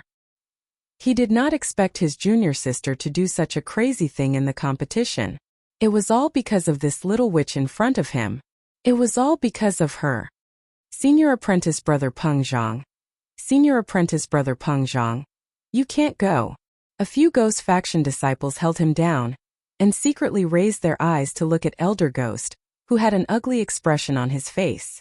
When Luigi was supported by his retainer, Chio-san, he stared coldly at the stage and shook his head in disappointment. Truly a useless thing. Even after swallowing the evil body pill, it was still useless. He couldn't even beat a 12 or 13-year-old girl. Chio-san's eyes were filled with fear. Sir, you're right. Look at that lady from the Chow family. Her methods are so cruel and vile. She's not an easy person to deal with. Humph. Luigi's eyes turned cold. I think it's because Huiyan is too weak. Such a waste of my precious evil body, Dan. What a pity. Luigi shook his head. If he had known that she was so weak, he would not have given it to her. He had found all kinds of medicinal ingredients and spent at least 2 years to refine this pill that was infused with the blood essence of the evil plant. What a pity, what a pity. Chapter 429. Sir, should I help you back? Chio-san asked quietly as he supported Luigi. Since that woman called Huiyan was clearly a useless pawn, there was no need for them to continue watching. However, Luigi's eyes were still fixated on Arbor on the stage. He coughed a few times in a low voice, conjecture and confusion in his eyes. I really didn't expect that a small continent like Seikong planet in the lower star domain would have such a brilliant mystic technique. Luigi muttered to himself as he stared at the two people on the stage with a hint of hesitation in his eyes. This is nothing. In our Shuntian prefecture, there are probably plenty of low-level and mid-level mystic techniques like this, Chio-san said disdainfully. Low-level and mid-level mystic technique? Luigi sneered. Chio-san, you've been by my side for so long. But your eyesight is getting worse. Chio-san was taken aback. How brilliant can this mystic technique executed with a normal bow and arrow be? Using a normal bow and arrow to destroy the amalgamation of a level 10 mystic cultivator and a demonic cultivator is the terrifying part of this mystic technique. Luigi knew better than anyone that Huiyan's current body was completely wrapped in that withered tree cocoon. Other than the area above her neck, there were originally no openings. Chio-san, in the eyes of the Chow family's little miss, that amalgamation of demonic plants that we thought was flawless is actually full of openings. Luigi lamented. Otherwise, how could she have hit Huiyan's vitals with every arrow? How could Huiyan survive after detonating these explosive arrows? At this time, Commandery Princess Huiyan had already stepped onto the path of self-destruction. She lowered her head in horror and saw that her cocoon-like body was currently exploding inch by inch. The ground was already covered in a thick layer of withered vines and broken wood. After the outer layer of cocoon peeled off, the body inside was truly riddled with holes and was extremely horrifying. Xixia Valley's Valley Master braced himself and jumped onto the stage that was in a complete mess. He first speechlessly glanced at Arbor, who was standing at the edge of the stage, before sighing. He walked to Arbor's side and turned to the people below the stage to announce, Holy Water Sect's disciple, Arbor, wins this match. He turned around and glanced at the badly mutilated thing on the ground and shook his head. He thought to himself that this female disciple of the Ghost faction was probably not going to survive. After everyone heard Xixia Valley's Valley Master's announcement, They were dazed for a good few seconds. Then, as if they had regained their wits, the entire place erupted into a clamor. Mixed in were the angry roars of the Ghost faction disciples and the cheers of the Holy Water sect disciples, so it was truly very chaotic. Arbor jumped down from the arena expressionlessly and walked straight in the direction of his own sect, ignoring the glares of the Hellgate disciples along the way.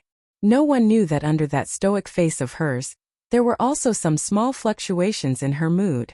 She had learned this explosive arrow technique from the Spirit Division Records technique chapter. To be honest, she still hadn't figured out what level of mystic technique the Spirit Division record was. But from the looks of it now, it really didn't seem that simple. Ever since it revealed its true form and flew into her consciousness on its own, she felt that this lousy book wasn't as simple as it seemed. Now that she looked at it, it was even more not simple. Any random minor technique in the technique chapter could explode Hui, and supposedly powerful fusion body. Xiaomu suddenly paused in her footsteps and turned her head slightly to the side. Chapter 430. Right in front of her, Peng Zhang was being pressed down by several Ghost faction disciples. His face was brimming with fury, and his eyes were bloodshot as he glared at her. If it weren't for the Ghost faction disciples holding him back, Peng Zhang would have already rushed over and probably wanted to beat her up. What a baffling person. His heart ached for his junior sister. Could it be that Arbor deserved to stand on the stage as a live target for his junior sister to slap? Victory or defeat depended on one's ability, so what was there to be unconvinced about? What he hated the most was this kind of person who pestered endlessly after losing. Arbor glanced at Peng Zhang before disdainfully withdrawing her gaze. She walked past the Ghost faction members and briskly ran back to her sect. Suddenly she heard everyone's gasps. The Holy Water sect senior sisters who were originally smiling at her from afar abruptly changed their expressions, and they cried out involuntarily, "Little junior sister, be careful." A gust of wind came from the back of Arbor's head, and an icy chill immediately hung on her stoic face. It turned out that Hui An was struggling with her broken body as she rushed down the stage. She snatched a sword from a Ghost faction disciple's hand and threw it at her back with a vicious glint in her eyes. As expected, she was a sore loser. Since she dared to sneak attack her, she would die without a burial place. Just as she was about to turn around, an extremely fast, moon-white figure landed beside her with a whoosh. The figure harshly pulled her into his embrace with his left hand, and at the same time, he raised his right hand and spread open his fingers, throwing out a leaping ball of purple flames. After the flames swept past the flying sword, that pitiful sword turned into ashes before everyone's eyes and disappeared inch by inch. Hui An covered her fake face that had long deformed in fright. Because of her violent movements, one of her eyeballs really did fall out of its socket. The instant she covered her face with her hand, her entire body was already enveloped by a ball of purple flames. The little fellow blinked and laid in Mo Lian's embrace. A comforting, extremely faint, and relaxed aura tightly enveloped her. Everyone present simultaneously widened their eyes, and their expressions changed as they looked at the Ghost faction female disciple who was struggling and screaming, while being enveloped by the purple flames. Outside the arena, Lu Yiji's expression also changed for the first time as he stared in horror at the youth in white who had thrown out the purple flames. His retainer Cho-san also sucked in a breath of cold air. "Sir, where did this youth come from? How could this be?" Hualing. Lu Yiji shook his head and muttered to himself, "Impossible. How could one comprehend the five spirit origins in this kind of place? Could it be?" Cho-san leaned close to Lu Yiji and pointed upwards. "Like us, which manor head sent them over?" "Impossible." Lu Yiji shook his head in absolute denial. "If someone from the 6 prefectures came, there's no way we wouldn't have heard of it." "That's true." Cho-san also felt puzzled and nodded. Then could it be that this youth really comprehended the 5 spirits' origin powers on Sikong planet? Lu Yiji shook his head repeatedly. The fire spirit origin he comprehended is too powerful. I've never seen it even in Shuntian prefecture. Impossible, impossible, impossible. This simply didn't conform to the rules and regulations. Regardless of how conflicted Lu Yiji and his retainer, Cho-san, were in disbelief, the raging purple flames had already enveloped Commandery Princess Hui An's entire body. The little fellow turned around and coolly looked at Commandery Princess Huiyan, who was howling miserably as she was roasted by the flames.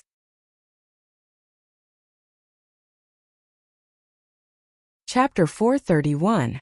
Sir, do you think that youth was sent down by one of the aristocratic families from the 6 prefectures to gain experience?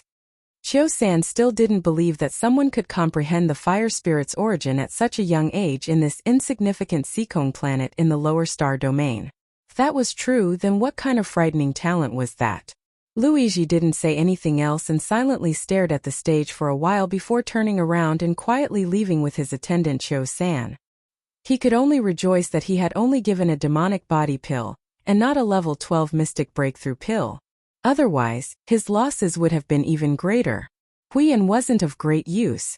At this time Huiyan's eyes were filled with fear, bewilderment, bitter tears, vexation, struggle and disappointment. However, none of these emotions entered the Crown Prince's eyes. His gaze didn't even linger on her for half a second. Huiyan, whose face was contorted from the pain of being burned by the purple flames, wailed miserably. No, he didn't even look at her. He didn't even shift his gaze. Ah, Father, Huiyan is in so much pain. So much pain. Only then did she remember the warning her father gave her before he sent her to the gates of hell. Don't provoke that person in Shizhou City again, or else even Father won't be able to save you. Emolian didn't care about how bitter and regretful Commandery Princess Huiyan was. Even now, his heart was still thumping madly. When he saw that sword heading straight for the little fellow's back, Emolian felt like his heart was about to jump out of his chest. This Huiyan simply deserved to die 1,000,000 times. He even had the urge to skin her alive. Reaching out to hold the little fellow's small hand, Emolian lowered his head to examine her from head to toe. Seeing that she was unscathed, he sighed in relief. Thank goodness you're all right. Arbor looked up at him and suddenly patted his chest lightly. Her dark eyes clearly said, "Don't be afraid, what could happen to this darling?" Emolian suddenly hugged her tightly, chuckling softly as he hugged her. His darling was so funny. Xiaomu tried her best to raise her head in his arms and stretch out her small paws to push him away. However, for some reason, his aggrieved voice from back then kept echoing in her mind. Don't push me away, don't push me away. Arbor withdrew his claws somewhat sullenly, thinking to himself, maybe what happened just now really scared him a little. Simon are really too easily frightened. Arbor lifted his chin helplessly, put his little hand behind his back, and patted him gently. Murong-sun immediately jumped up, but before she could angrily yell, "Damn punk, let go of my disciple," Xixia Valley's Valley Master, this good-natured person, jumped out first and shouted, "Next match. Holy Water Sect disciple Su Shanshan accepts the challenge of Daybreak Sect disciple Liang Qingqing." The crowd's gazes that were on Mo Lian and Yi Zichen immediately shifted back to the arena. However, the shock in his heart towards the youth could not be calmed down for a long time. Only a small cluster of purple flames was left. It fell to the ground and slowly burned. As for Huiyan, she had already been burned to ashes at some point in time. Far away in Guanlan City, the old prince of the vassal king of Annan's estate suddenly received a report from the people guarding the ancestral hall. He hastily rushed to the ancestral hall and collapsed on the ground when he saw his daughter's eternal life lamp extinguished. Huiyan, she died. She didn't even leave behind a word before she died. Oh, his daughter. The old prince was overcome with grief. Princess Anam rushed over and burst into tears the moment she entered the room.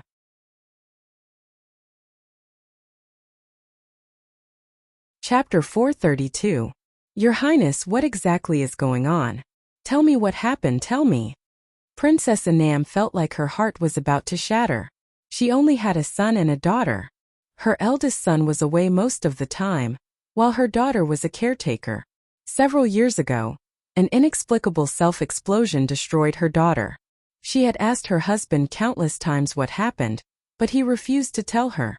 After that, her daughter was sent to the ghost sect for treatment. She originally thought that her daughter would come back this year no matter what.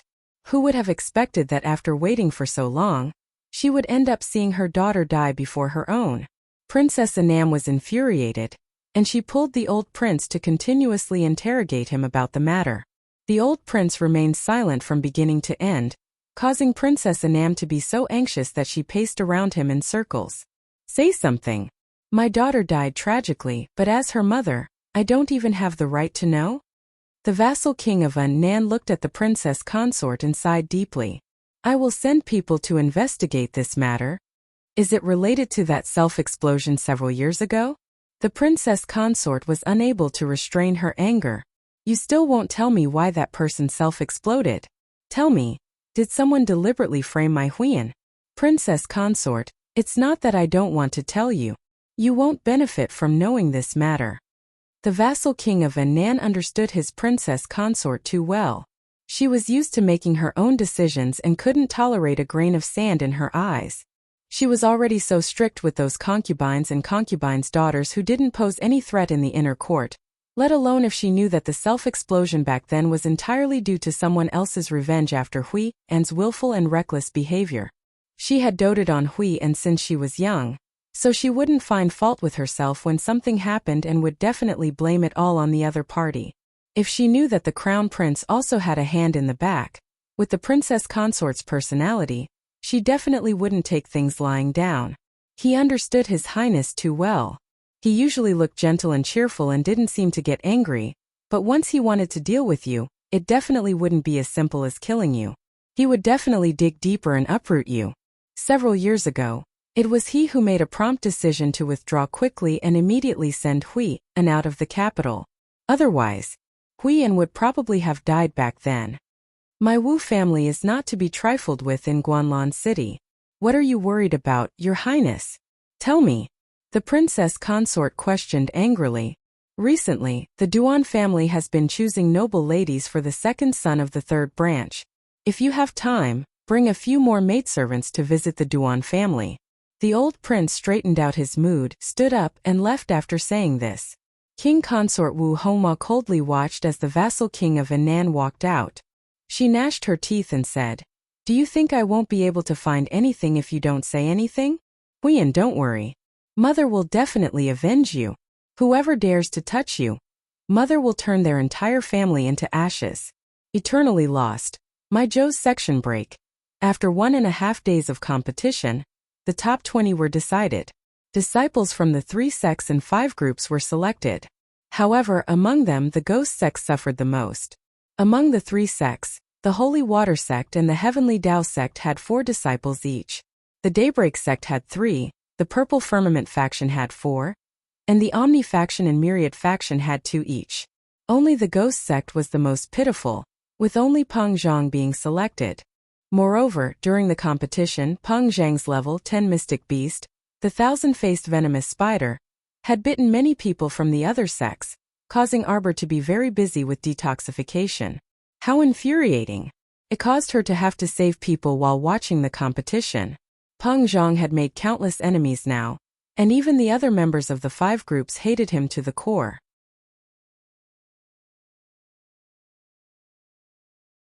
Chapter 433. The first match of the top 20 was between Daybreak sects Duan Yu and Ghost faction's Peng Zhang. Elder Ghost was a bit nervous. Their sect only had 1 person who entered the top 20. If they were eliminated this time, then they really would have no face left. If they couldn't even enter the top 10, how could they face the sect master when they returned?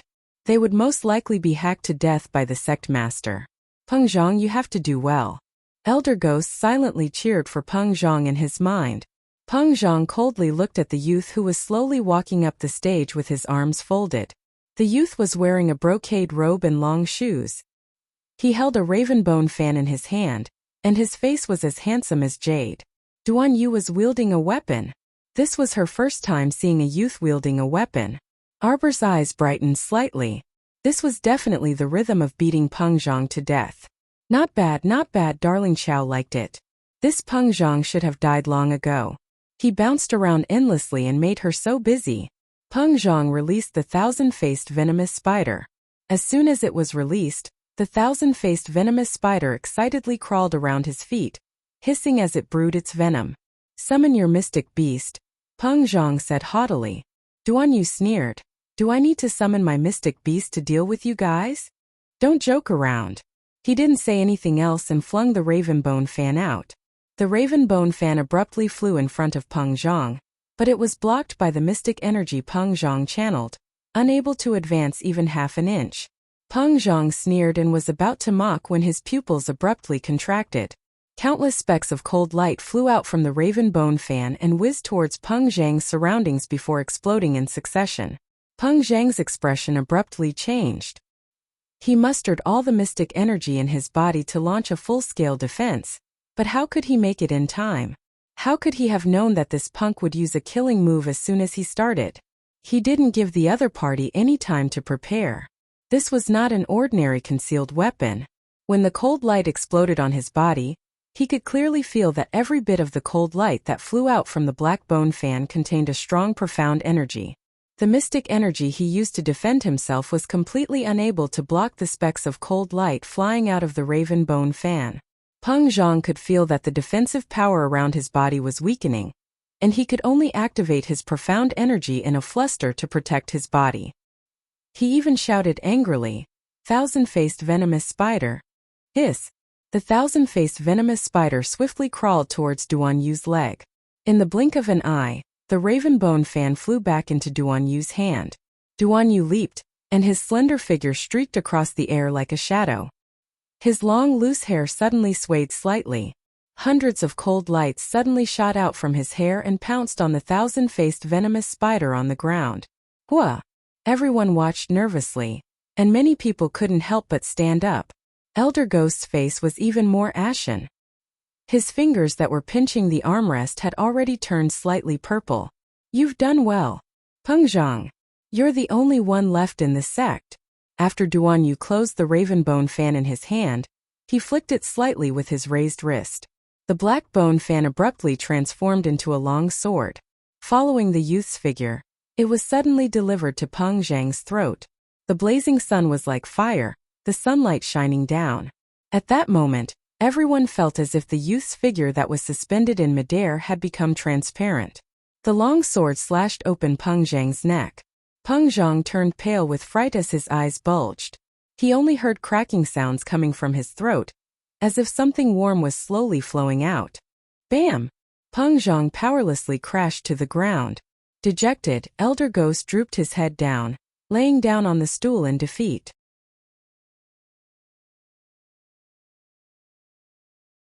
Chapter 434. The youth gracefully landed on the ground and withdrew his long sword, turning it into a fan again as he gently waved it. Needless to say, this handsomeness not only made the Coitus sect's love-struck infatuated, but even their own Daybreak sect's female disciples clasped their faces and called him senior martial brother. When Xixia Valley's Valley Master rushed up, Peng Zhang had already breathed his last. His venomous spider was still hanging on by a thread after being attacked by 100 cold glints, but it immediately died the moment its master died. With one man and one beast's corpses strewn across the stage, the Valley Master didn't know what to say anymore. Say that the youth was too ruthless and killed his opponent in a few moves? But he didn't even summon out his mystic beast. He clearly went easy on him. In the end, it was still because Peng Zhang was too weak. Duan Yu was careless and killed him. In a moment of carelessness, Xixia Valley's Valley Master comforted himself like this, but even he couldn't continue making up this lie. After Xixia Valley's Valley Master announced the results of the match, Duan Yu jumped down from the stage and excitedly ran toward Arbor. "Jojo, I killed that bad guy. Are you happy?"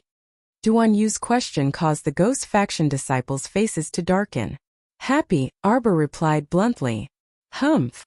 Emolian rolled her eyes at him. "I'll do it in one move." Bah. Duan Yu simply moved a small square stool and squeezed himself next to Arbor. "Jojo, what grudge do you have with Muliangda? Tell me about it." Everyone pricked up their ears. After 2 more matches, it would be Arbor's match against Muliangda. Everyone felt that it would definitely be worth watching. Of course, they were also very curious as to why this little junior sister of the Holy Water sect kept wanting to challenge Muliangda one-on-one. Arbor tilted his head and pondered. Enemy. The little fellow suddenly thought of something and left her seat to run to Daybreak sect's sect master Liang Wanshan. She cupped her hands respectfully. "Sect master, I'm going to kill your sect's disciple Muliangda in a moment. It has nothing to do with our sections." This is a personal grudge between me and him. Please forgive me if I'm overboard. The stifled sect master Liang. The heavenly Tao sect master, Situ Min laughed. Sect master Liang, this little fellow came to greet you. Murong Sun also found her disciple unbearably adorable. When she received Liang Wanshan's speechless gaze, she broke into laughter and said, I really don't know why. However, this disciple of mine has always said whatever she wants to say. If she says that she has a grudge against your virtue, then that's it. Since it's a personal grudge, this sect master shouldn't interfere too much. Liang Wanshan was also speechless. It's just that Mu Liangda isn't as ordinary as you think. Liang Wanshan said hesitantly, you might not be able to defeat him. Sect Master Liang, don't worry. I'll definitely kill him. The little fellow swore and ran off.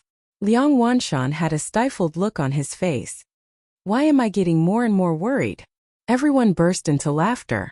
Why did it sound like Sect Master Liang was going to kill Mu Liangda in the end and even told the Sect Master not to worry? It was too comical. Arbor ran back to Emolien's side and told Duan Yu after sitting down, I just greeted your Sect Master. I said that I'll kill Mu Liangda in a moment, and he agreed. Everyone looked at her like she was a little oddball and simply didn't know what to say. Duan Yu immediately lost his integrity and encouraged Jojo, do your best. You can do it. Emolien. Young man, where's your integrity? You're too shameless.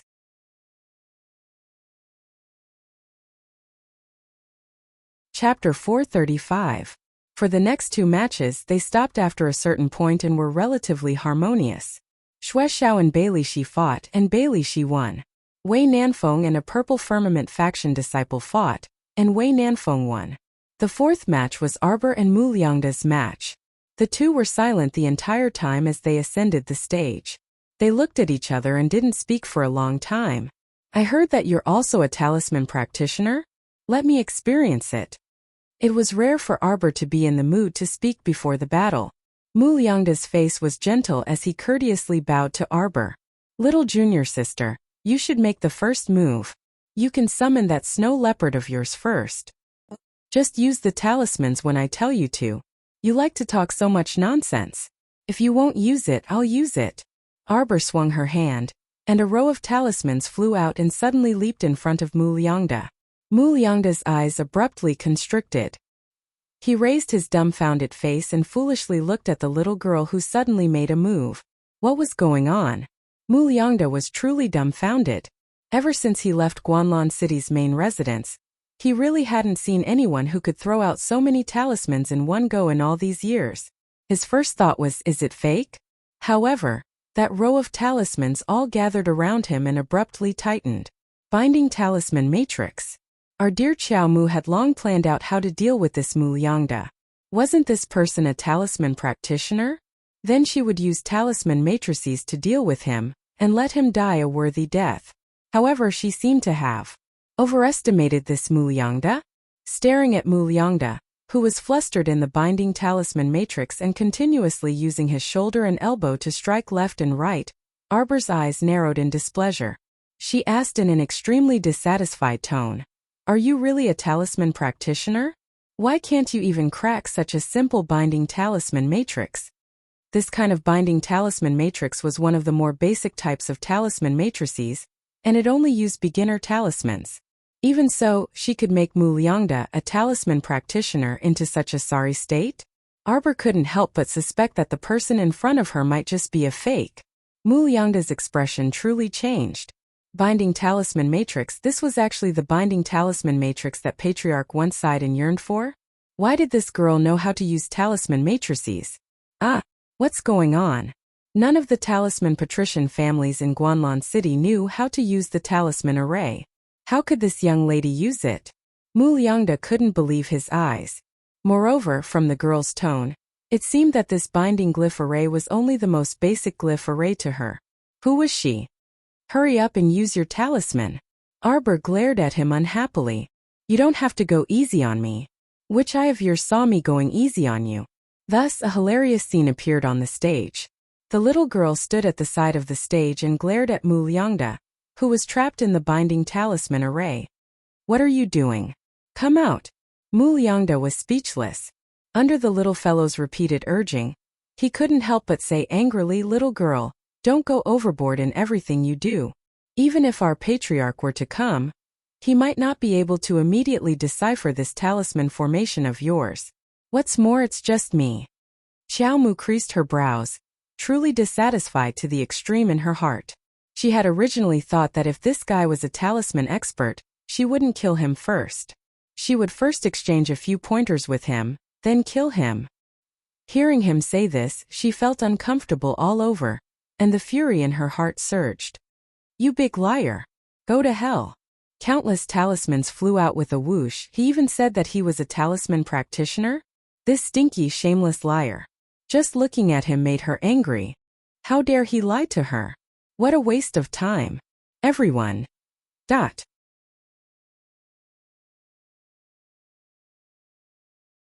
Chapter 436. Liar, she really wanted to kill him. However, she also really wanted to test the power of other talisman masters. She had never competed with other talisman masters in all her years of drawing talismans. It felt so novel and she really wanted to give it a try. Countless talismans flew out from under her sleeves and floated in front of the stupefied Mu Liangda. Fuck. What the hell was this? Where did this girl get so many talismans? Mu Liangda's eyes were dazed, and his mind was in a mess. These talismans floating in front of him were engraved with runes that he could not understand at all? No, he could understand a few of them. He understood the beginner-level speed talisman, the beginner-level strength talisman, and the beginner-level safety talisman. However, he actually could not understand a single one of the mysterious runes on the remaining 200 or so talismans. Heavens, although he was only from a side branch of the talisman patrician family, he had studied in the main family for a period of time after all, so he knew the general standard of talisman masters. Although there was no lack of people who were more talented and intelligent than him, he was definitely not the worst. But now he felt that the talismans he drew were just a pile of shit in front of the little girl's talismans. The onlookers were simply speechless. Why was this scene so funny? What happened to the promised fierce battle? Why did they only see a circle of floating talismans surrounding Mu Liangda? The latter was like a clown, bumping around in this circle of talismans, but no matter what he did, he was unable to shake off that circle of talismans. The funniest thing was that the little fellow was actually anxious outside the circle of talismans, and repeatedly urged others to quickly come out. "You didn't throw this talisman array at others? You're anxious now?" The onlookers were speechless.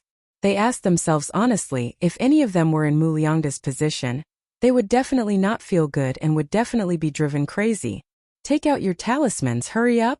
The little girl pulled a long face as she impatiently glared at Mu Liangda, who was trapped in the binding talisman array. "You!" Mu Liangda was about to go crazy from anger. Was this girl born to piss people off? Now that he was trapped in this talisman array, there was nothing he could do. Even if he took out talismans, he couldn't throw them out of this talisman array. He was completely bound in this area. Mu Liangda felt that this girl was doing it on purpose. She said that on purpose to trample on his pride and dignity. Arbor's black eyes widened. He was so angry that he wanted to stomp his feet. Was this person an idiot? Why did it feel like that idiot was speaking to him in a completely different world? She had already asked him to take out his talisman, so why didn't he do so? She really wanted to see what other talisman masters were like. She urgently wanted to know what level she, as an intermediate level symbol master, was at among the symbol masters. She was so angry that Mu Liangda, this stupid fellow, couldn't even fulfill such a small wish for her. A Violet Firmament faction disciple who was closest to the arena kindly reminded her, "Little junior sister, I think that Mu Liangda probably can't walk out of the talisman array you set up. If you want him to come out, then remove the talisman array." The battle between the two of them made the onlookers anxious. "You're so stupid. How can you not even crack such a basic binding talisman array? You're definitely not a talisman master. You big liar. You fooled everyone in Daybreak sect." Our dear Xiao Mu angrily said.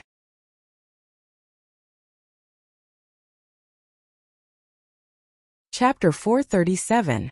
Arbor's words immediately enraged Mu Liangda so much that his lungs were about to explode. How was he not a talisman practitioner? He was an orthodox talisman practitioner, all right? He came from a prestigious family. What kind of joke was this?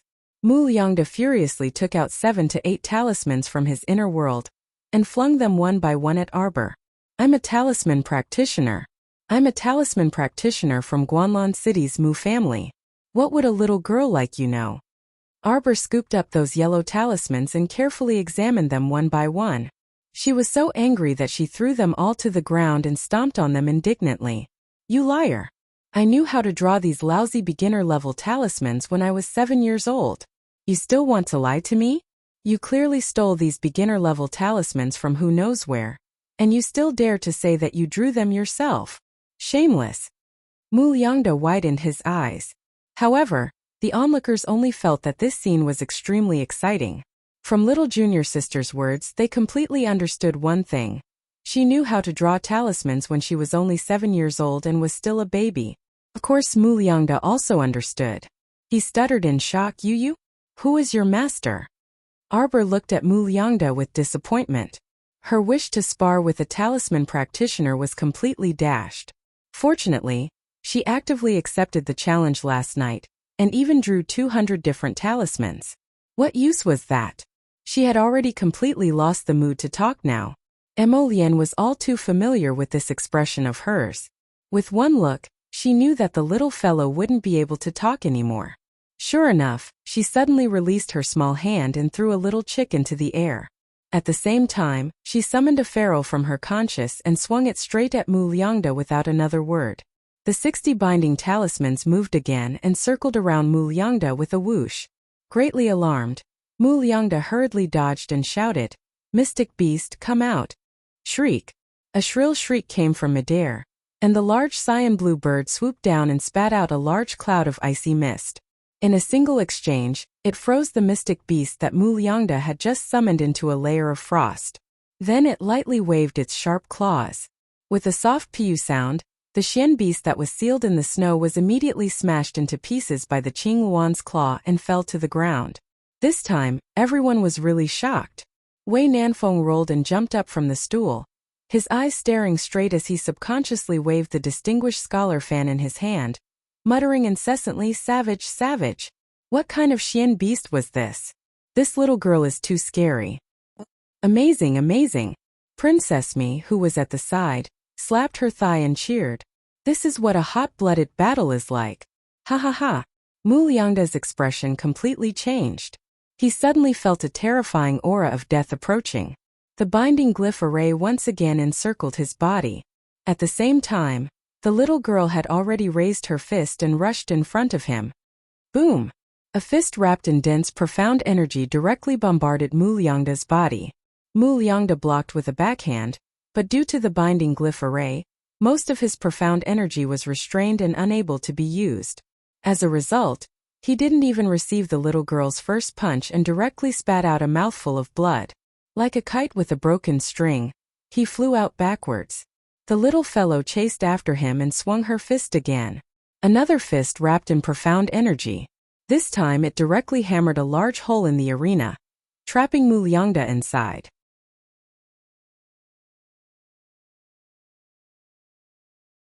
Chapter 438. Immediately after a series of explosions, everyone stared dumbfoundedly at the new hole in the stage, but Mu Liangde had already disappeared. From the looks of it, he should have completely fallen into that hole. That the little girl expressionlessly stood at the edge of the hole and stared at Xixia Valley's Valley Master, who had flown onto the stage for a while. Xixia Valley's Valley Master speechlessly stared at her for a long time before ordering 2 disciples to go forward and carry Mu Liangde out of the hole. The onlookers couldn't help but be stupefied when they took a closer look. How could Mu Liangde's former graceful and exuberant face be seen? His entire face was even fatter than a pig's head, and his entire body was covered in blood. Ew! Mu Liangde was hanging on by a thread as he glared at Arbor with his eyes that had swollen into slits. He couldn't spit out another word for a long time. Mu Liangde, do you still remember Qiao Zhongbang, who entered Daybreak Sect at the same time as you? Arbor asked in a clear and cold voice as she stood with her hands behind her back. Qiao Zhongbang? Qiao Zhongbang? He didn't know how many years it had been since someone had mentioned this name to him. That youth who came from the countryside. That youth who was quite talented and was quite well liked by his master back then. His age was about the same as his, so he should be in his 30s now. This little girl was called Arbor? Realization suddenly dawned on Mu Liangda, and he struggled to raise his head from the stretcher. His deformed face was slightly contorted as he strenuously enunciated each word. You're Qiao Zhongbang's daughter? That's right. Arbor nodded and looked at him solemnly. Back then, you saw that my father's talent was better than yours, so you were afraid that he would steal your limelight in front of Wei Chang. Thus, you secretly poisoned him and damaged his mystic meridians, causing him to be driven out by Wei Chang. I am Qiao Zhongbang's daughter. I came to avenge my father. Do you have any objections? Everyone. Could he say anything if he had any objections? Could he beg for mercy if he had any objections? The little girl didn't wait for Mu Liangda to continue speaking and continued. Since you don't have any objections, you can go on your way with peace of mind. Wait. Mu Liangda narrowed his swollen eyes and coughed. You dare to kill me? I am a member of Guanlan City's Mu clan. My clan's background is so powerful, how dare you? Before Mu Liangda could finish his nonsense, the little girl waved her small hand and directly threw a handful of colorless and odorless powder at him. What happened afterwards really was only a fleeting moment. It was so fast that even Wuxia Valley's Valley Master, who was standing beside Mu Liangda, couldn't react in time. Mu Liangda, who was half sitting on the stretcher, rolled off the stretcher in pain. He covered his face with both hands and howled incessantly. After rolling on the arena for a while, his voice completely disappeared, and his entire person lay upright on the arena.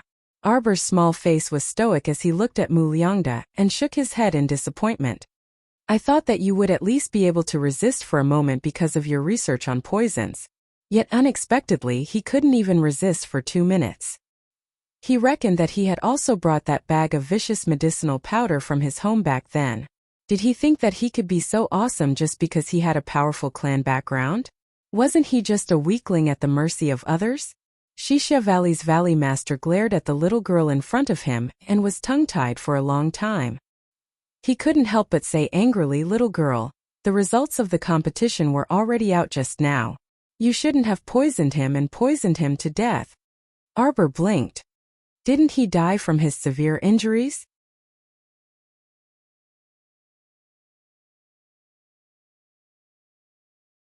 Chapter 439.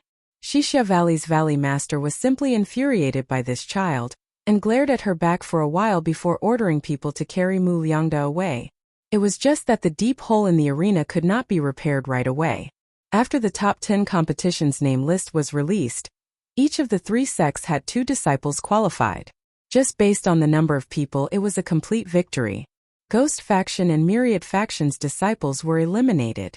Only Purple Firmament Faction had 2 people qualified, while Coitus Faction and Omni Faction each had 1 person qualified. They were Coitus Faction's Qi Meier and Omni Faction's Ning Bihuan. Unfortunately, the next match was Omni Faction's Ning Bihuan versus Coitus Faction's Qi Meier. After Ning Bihuan ascended the stage, she hugged her silver spear and stood there with a dark expression. Although her face was not much different from her younger sister, Ning Baifan's, it was much gloomier than Ning Baifan's. She looked like someone owed her several million yuan all day long. Fortunately, she did not talk much and was not as annoying as her younger sister. After the little girl poisoned Mu Liangda to death, she was in a good mood and sat there listening to her senior sister's gossip.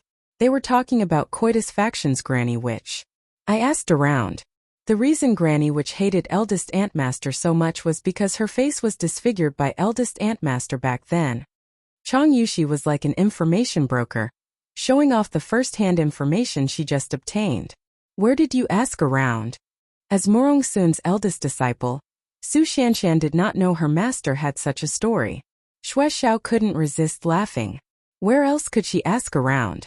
Second Antmaster most likely told her. Chang Yushi rubbed her hands and giggled mischievously. Then do you want to hear it? Tell us quickly. The senior sisters hastily urged Chang Yushi not to keep them in suspense when they heard such an interesting story. At this time, A purple talisman floated in front of the little girl's eyes. She took out several cans of snacks and fruit in succession and distributed them to the senior sisters. The senior sisters couldn't help but be amused. Oh my, look at their little junior sister. She took out food as soon as she heard a story. Although she didn't say it, she was definitely 120% curious about their master's story. When the disciples from the other two sects who were close to each other saw the little fellow handing out food, they also came over to divide it up. It was supposed to be a martial arts competition, but they made it seem like a gathering of the masses. Let me tell you, didn't Granny Witch from the Joyous sect capture many beautiful men as vessels back then?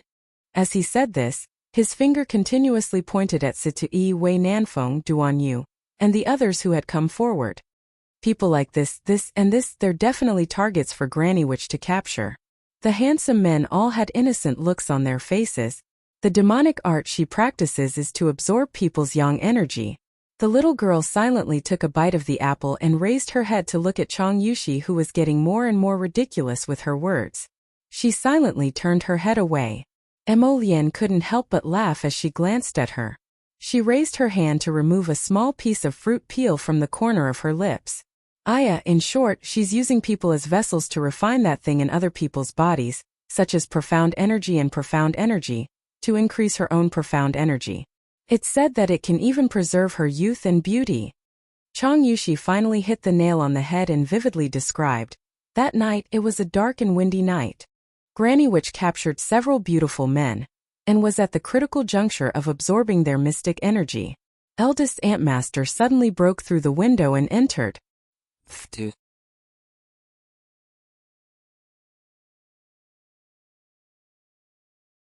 Chapter 440. Just hearing Chang Yushi's description was quite comical, so it could be imagined how delightful that scene was back then. After Eldest Antmaster broke the window and entered, she yelled, "I'm about to die." How did you know that Eldest Antmaster yelled, "I'm about to die"? Right. How did you know? Everyone asked curiously. Second Antmaster must have made it up. Shueshao pursed her lips and said with a smile, "How is that making it up?" Chang Yushi glared at her. Eldest Antmaster yelled, "I'm about to die," and then rushed up. She lifted Granny Witch, who was at the critical juncture of her cultivation, and gave her a violent beating. And then? Everyone's eyes turned round as they questioned her curiously.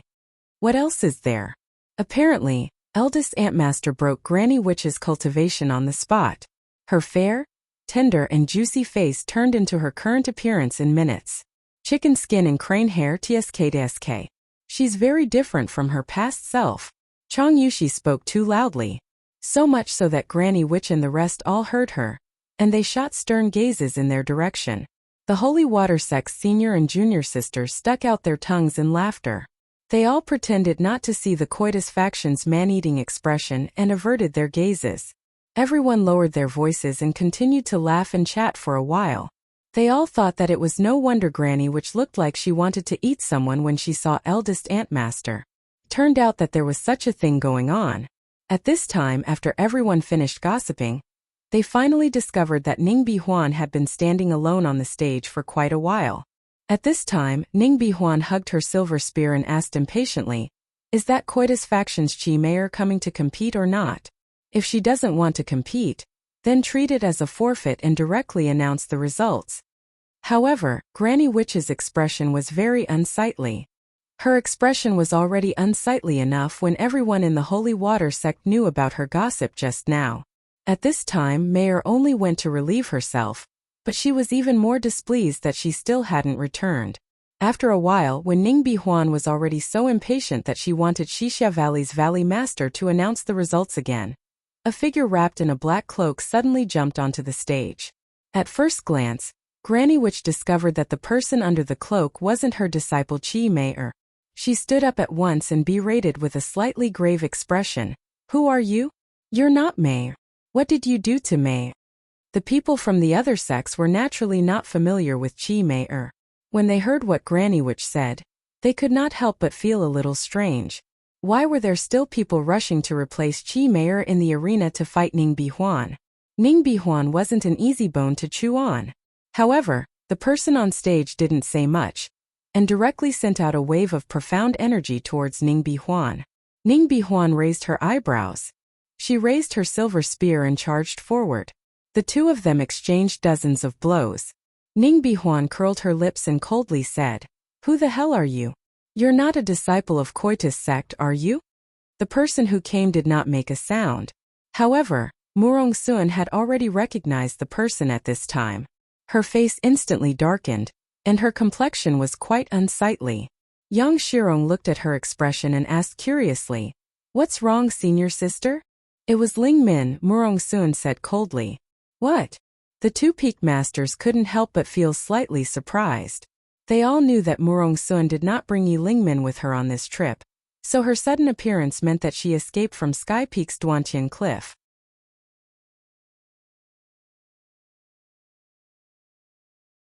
Chapter 441. Yi Lingmin actually escaped from Sky Peak's Duantian Cliff on her own, and entered the arena to compete without permission? Her guts were already abnormally big. At this time Coitus Faction's Chi Mayor ran over, flustered and exasperated. Everyone turned to look and saw that unlucky woman's stench wafting over, as if she had crawled out of a cesspit. "Master, that person Chi Mayor was so drunk from her own stench that she cried. How could she have known that when she went to relieve herself normally? Someone actually covered her head with a sack from behind and beat her up. Her entire body was covered with the smell of feces and urine. Too infuriating, truly infuriating. Disaster fell from the sky when she was relieving herself. This kind of luck was indeed unparalleled. Everyone looked at this stinky girl with sympathetic gazes. Even her master, Granny Witch, disliked her stench and hurriedly avoided her when she walked over. It was truly an unexpected disaster with overwhelming bad luck. Such a delicate beauty coughing and stinking of urine truly didn't smell good. "Hurry up and go wash up," Granny Witch angrily rebuked. She still dared to make a fool of herself in front of others with such a pestilence appearance. Her old face was completely thrown away by this idiot. "Senior sister, I'll accompany you to wash up." Chi Hua who was dressed in plain clothes and only had a small pink beaded flower on her head, walked over and draped a robe over the stinky Chi Mayor. Chi Mayor also knew that if she continued to stand here, she would definitely be an eyesore to her master. Hearing this, she could only follow Chi Hua to wash up and change clothes, hating the woman who snatched the arena from her to the bone. The two of them didn't walk far when they saw a hunchbacked old man being supported over. To avoid the old man's disdain, Chi Hua hurriedly pulled her senior sister a little closer and left after casting a glance out of the corner of her eye. "Sir, those two are disciples of Coitus Faction," Cho-san whispered. "Vulgar women, withered flowers and withered willows." Luigi coughed a few times and stood still, his cold gaze fixed on the arena. "My lord, the strength of these two lower domain disciples is comparable to our soldiers," Cho-san said. "Humph. He's just an outer court soldier material and doesn't even have the qualifications to guard the inner court." Luigi's eyes were full of disdain. Suddenly, Luigi's body stiffened, and his expression changed slightly because Emolien and Arbor both turned their heads and gazed coldly at them. At the same time, Duan Yu also turned around with a grin and raised his brow. His gaze swept over Luigi and Cho-san before withdrawing. Luigi didn't see Duan Yu and Peng Zhang's battle, so he didn't know how strong this youth was. However, he had a deep impression of Emolien. A youth who could control a powerful fire spirit. Even he did not dare to easily offend him. At this moment they were very far away from the arena, but even so those three people could still sense them. It had to be said that even Luigi was surprised by their sharp acuity. At this time, the competition on the arena had already entered a white-hot stage. The silver spear in Ning Bihuan's hand suddenly lifted Yi Lingmin's headscarf and cloak, exposing her entire face to everyone. "Senior sister Yi?" Many holy water sect disciples covered their mouths as they exclaimed softly. Yi Lingmin was holding a willow leaf saber. Because her shoulder had been struck by the mystic energy seeping out from the silver spear, her shoulder was already red. She was extremely furious and her mind was in a mess, so her saber technique was out of order.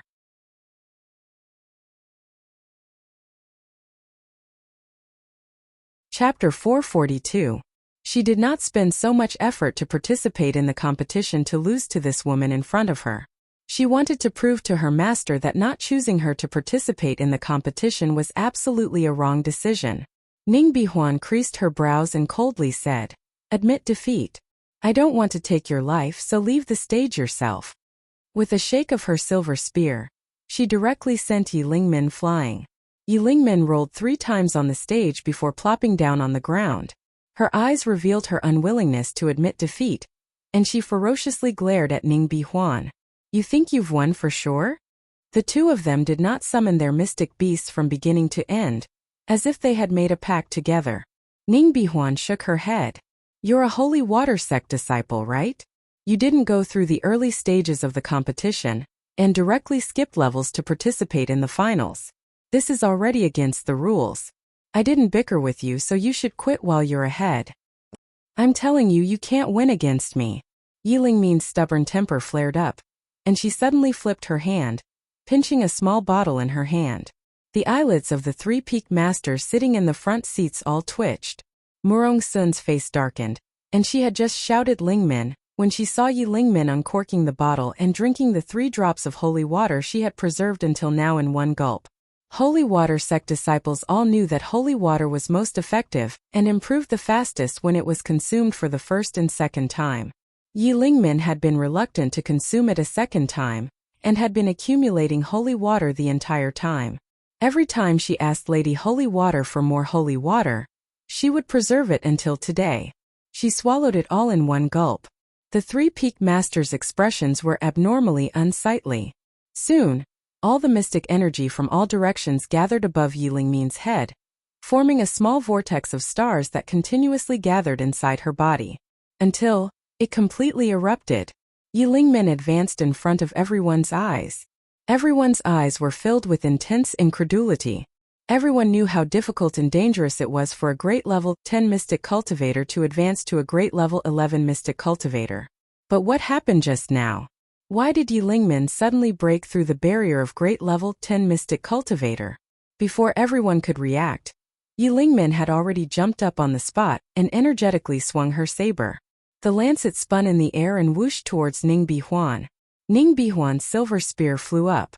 With a solemn expression, she flicked it at Yi Lingmin's blade. Immediately, she felt her wrists suddenly become heavy and she almost lost her grip on the silver spear. "Let go!" Yi Lingmin shouted in an awe-inspiring manner. She suddenly pulled back her lancet and chopped at Ning Bihuan's left wrist. Ning Bihuan had no choice but to retreat, but the silver spear in her hand was suddenly snatched away by Yi Lingmin. With a kick, she sent it flying. With a whoosh, it landed on the stage and stuck into the ground at an angle. Everyone was silent. Murong Sun's expression was indescribably unsightly. However, Coitus Sec's Granny Witch's eyes were filled with doubt. Could this be the legendary holy water spring of the holy water sect?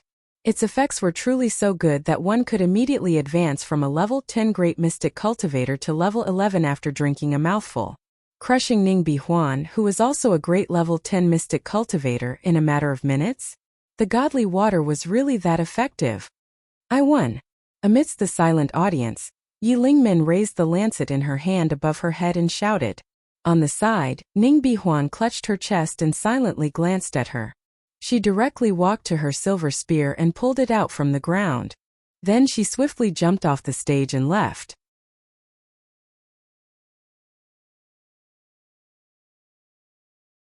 Chapter 443. Xixia Valley's Valley Master was baffled and did not know whether he should go on stage to announce the results of the competition. Seeing that no one else was going up, Yi Lingmin jumped down from the stage and walked straight to Murong Sun. She straightened her neck and bowed to the 3 peak masters. "Master, Antmaster." Murong Sun's expression was unsightly to the extreme. She coldly stared at Yi Lingmin and did not say anything. She merely stared at her for a long time. This extremely powerful silent stare caused Yi Lingmin to panic. In reality, it would be best if she could enter closed-door cultivation right now.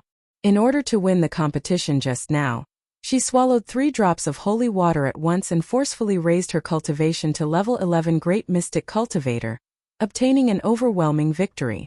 However, in reality, she did not completely assimilate these 3 drops of holy water.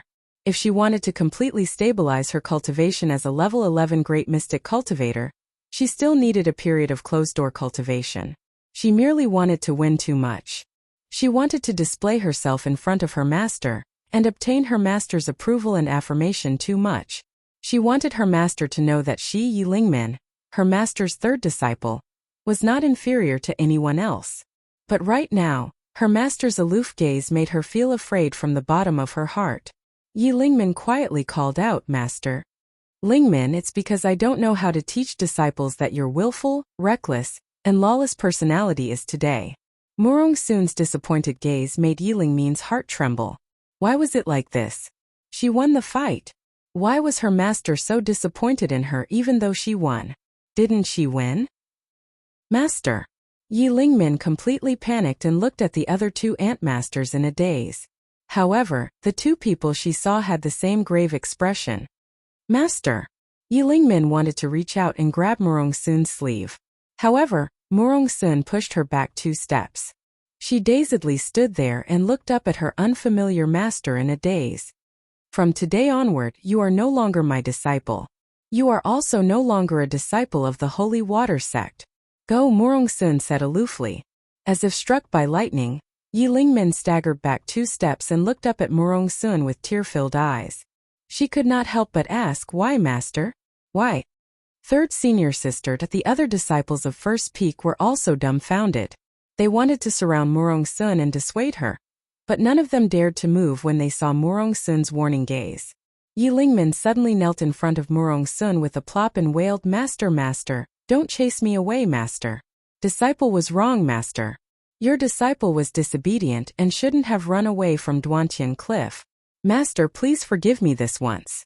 Master, master, don't chase your disciple away." Murong Sun had already made up her mind.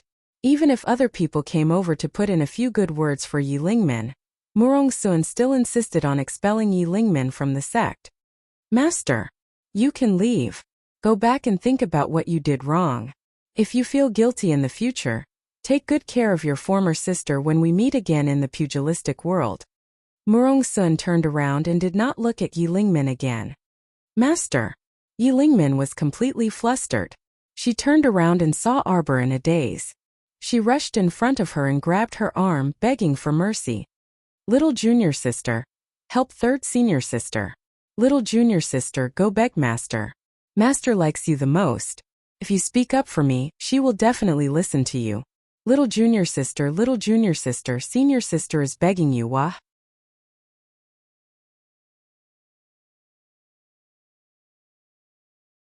Chapter 444. Third Senior Sister. Arbor blinked and looked up at Murong Sun, who was standing on the side with her back facing them. She only felt that Master's back was stiff, as if she was hiding 1,000 things that she couldn't say. "Third Senior Sister, Master is in a fit of anger right now. How about you leave first, and I'll slowly persuade Master?" Arbor asked softly. Yi Lingmin glanced at Arbor with teary eyes. "Little junior sister, you'll really help me?" Arbor nodded solemnly. Sorry. Yi Lingmin didn't expect that her little junior sister, whom she dissed the first time they met, would disregard former enmity and help her. She tightly grasped the little girl's hands and gripped them tightly. She turned around to glance at Murong Sun's cold back and didn't dare to linger any longer, running away in tears. On the other end, Luigi and Qiu San's figures had long disappeared. Qiu San supported Luigi as they walked out of the arena. Luigi was so excited that he couldn't control himself the entire way, and his entire body was trembling lightly. "It's not the holy water spring. It definitely isn't the holy water spring. How was this some holy water spring?" Just now, he clearly saw that the holy water sect girl in the competition clearly swallowed 3 drops of water. 3 drops. 3 drops of water immediately raised her from level 10 to level 11 Great Mystic Cultivator. Such a large leap. Ha. He was now very clear that the holy water spring was definitely a smokescreen thrown out by the holy water sect to conceal the holy water's true identity. They deceived the world for so many years. Ha. Great. A tiny lower star domain's holy water sect could actually do whatever they wanted under the 6 prefectures' noses. How audacious. How was this some holy water spring? It was clearly holy water. Speaking of holy water, One had to mention the 5 spirits' origins. Everyone in the 6 prefectures knew that as long as one comprehended one of the 5 spirits' origins when breaking through to level 15 Great Mystic Cultivator, they could smoothly enter a higher realm and achieve the transition from the mystic realm to the spiritual realm. And among the 10 levels of the water origins, the one and only and unparalleled origin among the origins was holy water. Normally, everyone's comprehension of the 5 spirits' origins was between the 1st and the 5th level. Only those with especially good talent could comprehend the origins of the higher levels. What was the holy water? That was the foundation that could crush all the water spirits below the 9th level. Once the Holy Spirit appeared, no one would be able to contend against it. This was the holy water, holy fire, holy wood, holy earth, and holy lightning of the 5 spirit origins. Quickly go and inform all of Shuntian Prefecture's forces on Seikong Planet. Immediately travel day and night to the holy water sect outside 5 Moon City. We must obtain the sacred water before the other 5 prefectures. Holy water was such an important item, so the holy water sect definitely wouldn't bring it with them when they went out this time. Presumably, it was currently quietly staying in the holy water sect's secret ground, waiting for their Shuntian prefecture to come and harvest it. Ha ha ha ha ha. No, she was waiting for him. Luigi went to seize it. Yes. Cho-san immediately cupped his fists and left in a hurry. Luigi looked up at the dark blue sky and narrowed his cold eyes slightly. He coughed several times and sneered. It seems like the weather is about to change. The rest of the competition became dull and boring. Moreover, many people's minds were no longer on the competition. In the end, it was Darling Chow who obtained victory. Why? Because the other top 4 such as Duan Yu, Su Shanshan, Situ Yi, and Bailey Shi couldn't be bothered to fight with her, so she automatically advanced to first place.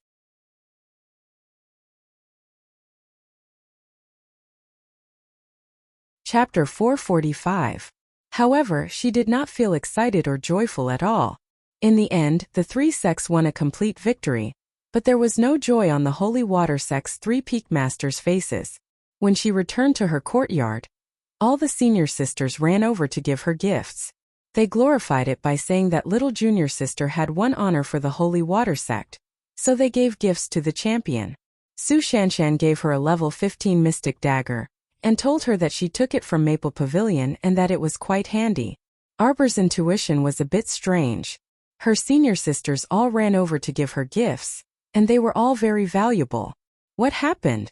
Arbor asked seriously. What could happen?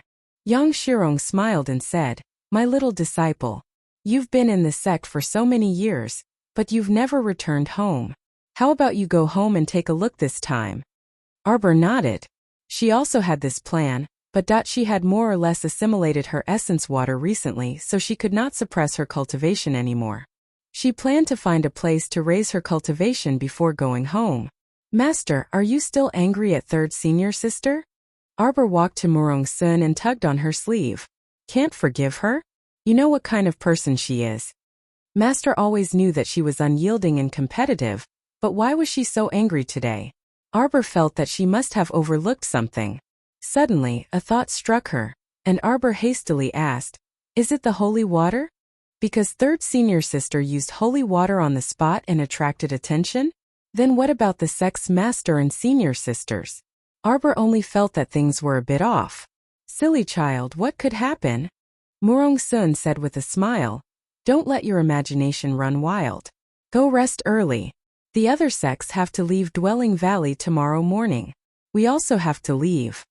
Child, you haven't returned for so many years, so your parents must be worried. Stay at home for a while when you go back this time. You don't have to rush back since there's nothing going on in the sect anyway.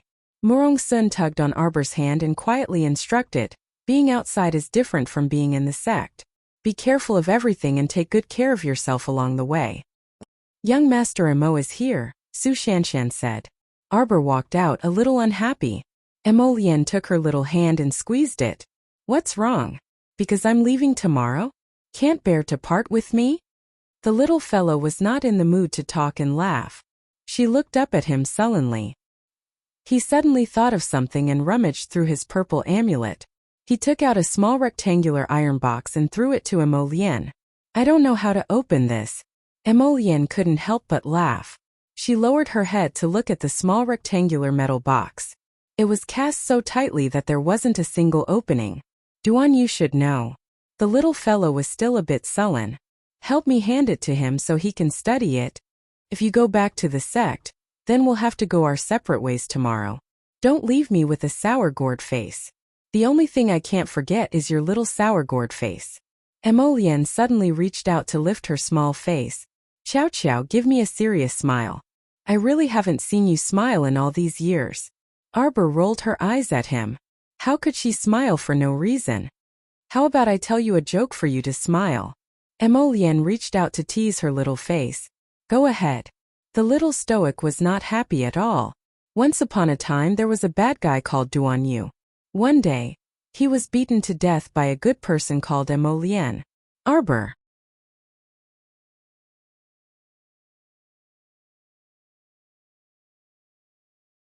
Chapter 446. It really was hilarious. Arbor glanced at him and poked his chest with his finger. It's not funny. Emolienne reached out and pulled the little fellow into her arms, chuckling softly as she hugged her. Suddenly, an indignant voice came from the door. Duan dashed over and shouted in a huff, "Of course it's not funny. Jojo, don't listen to his nonsense. I'm an incomparably good person." Incomparably good? Emolienne threw him a slightly disdainful look before casually smashing that small rectangular metal box at his head. Duan was so angry that he wanted to send it flying with a kick. However, just as his foot was about to touch the small metal box, Emolienne's voice leisurely rang out, "Jojo's." Duan staggered, and his kick abruptly changed into a grab. His movements were practiced and smooth as he snatched the small lousy box into his hand. This should be a concealed weapon box, Emolienne said dryly. Duan smugly looked up and cast him a sidelong glance. He snorted and waved the small metal box in his hand, bragging, "Don't tell me it's broken. Let me tell you, this concealed weapon box is a sealing technique passed down from ancient times. Normal people absolutely can't open the seal on the outside. I'm 99% certain that there's good stuff inside." This small metal box had troubled Darling Chow for many years. When she had nothing to do, she would fiddle with it in her hands. She had soaked it in water, roasted it in fire, and even pricked it with a needle before throwing it into a frying pan. Cough cough. Now that she heard Duan's words, the little fellow pattered over to him with great interest and urged repeatedly, "Hurry and open it." "You can open it too." Duan tossed the small metal box and pulled Arbor to his side with one hand. He said with a chuckle, "You have to call me Big Brother." Classmate Mo's face darkened. Duan, that punk, really knew how to push his luck. He originally thought that the icy little fellow would refuse, so Duan was only joking. Who would have thought that the next second, Darling Chow straightforwardly called him Big Brother in a clear and crisp voice. She even impatiently tugged at his sleeve. "Let's go." Duan was taken aback. Emolienne was furious. His handsome face was ashen as he reached out and pulled the little fellow into his arms. His entire body was filled with low pressure. No matter how slow-witted Chow Mu was, she could still feel the displeasure that filled her entire body. The little fellow lifted his head from his arms and looked at his expression in bewilderment. He asked in astonishment, "What's wrong? You called him brother." Emolienne gritted her teeth. Arbor nodded and turned his stoic face to look at the foolishly smiling Duan. He asked with a frown, "What's wrong with him? If it's not my brother, then is it my sister?" Emolienne. Why am I speechless? Emolienne's shoulders trembled, and she lowered her head to hug the little lady with a stifled chuckle. For a moment she couldn't restrain her laughter.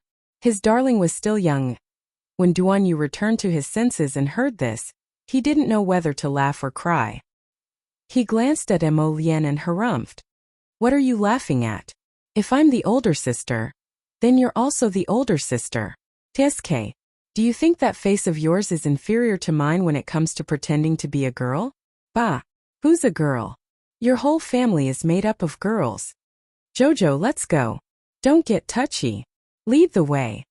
Emolienne swatted away Duan's restless paw, which earned Duan's furious glare.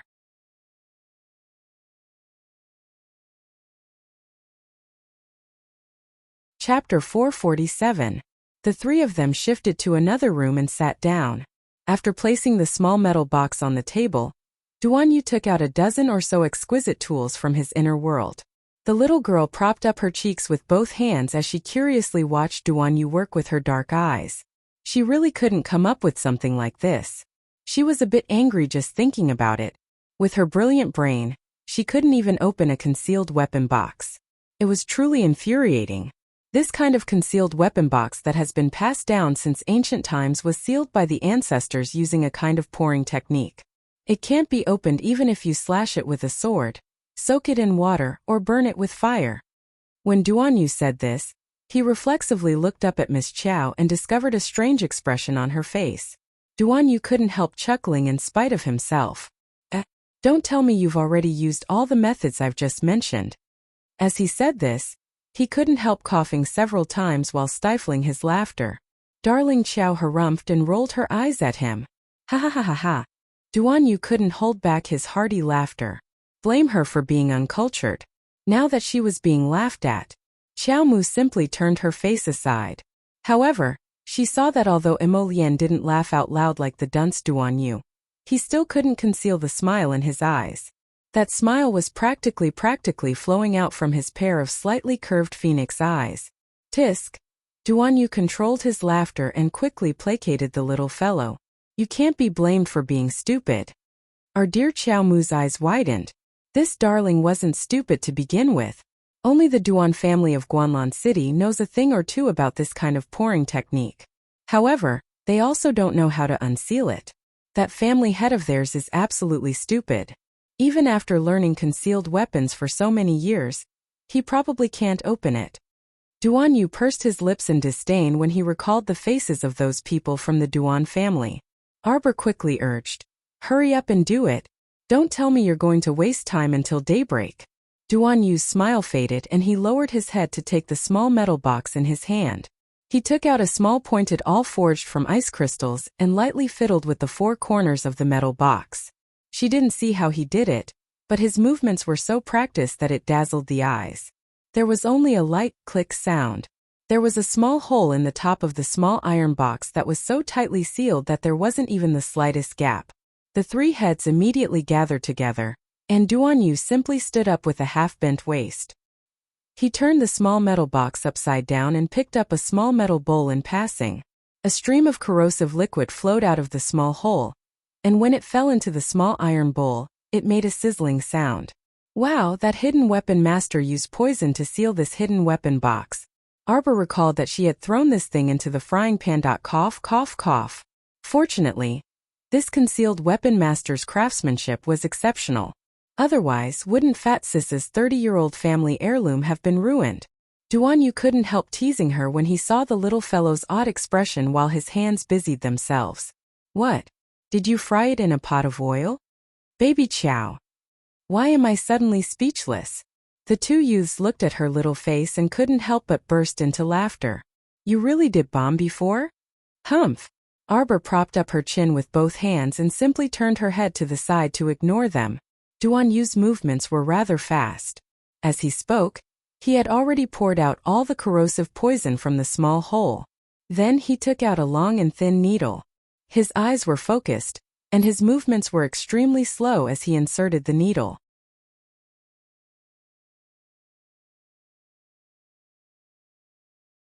Chapter 448. Arbor nervously held her breath. Was this strange little iron box that had perplexed her for so many years finally going to be solved? Her large, dark eyes emitted a joyous glint. Crack, crack, crack, crack. Duan Yu put down the needles in his hand and quickly placed the little iron box flat on the table. His eyes narrowed as he looked at it. The sound of a delicate spring opening could be heard from the iron box's interior. Suddenly, the two youths reached out at the same time and pulled Arbor to her feet, dragging her backward. This curious darling was stretching out her large head at the time and was caught off guard, causing her to topple backward. Emolien swiftly caught her and carried her up by the waist before swiftly retreating out the door. Just as the three of them stepped out of the door, Emolien hugged the little fellow tightly in her arms and pressed her down, causing the three of them to lie down on the ground together. They then heard an earth-shattering explosion from inside the door. The perfectly fine door was instantly blown into pieces and completely destroyed. Not only did it alarm everyone from the 3 sects and 5 factions, it even scared Wuxia Valley's Valley Master to the point of jumping up from his stool and roaring angrily, "Which bastard is blowing up the room?" Wuxia Valley's Valley Master was shocked to the point of jumping up from his chair and roaring angrily, "Which bastard is blowing up the room?" He had already swiftly dashed out the door towards the source of the sound. When the 3 sects and 5 factions, as well as Wuxia Valley's large group of disciples, rushed to the door of this room, they saw that the room was in a complete mess. After the explosion, Mo Lian and the other 2 promptly scooped up the metal box that had been blown out of the door and hastily ran away. Who would still foolishly stay in the same spot and wait for someone to berate them? At this time, they were running and flying, only stopping when they were far away from the southern courtyard. This place was a secluded cave in Wuxia Valley that was usually uninhabited. The 3 of them finally sighed in relief and exchanged glances. Arbor couldn't help but be amused by this glance. The 2 handsome youths who had always tidied themselves up neatly were now covered in dirt, as if they had jumped out from some corner of the earth.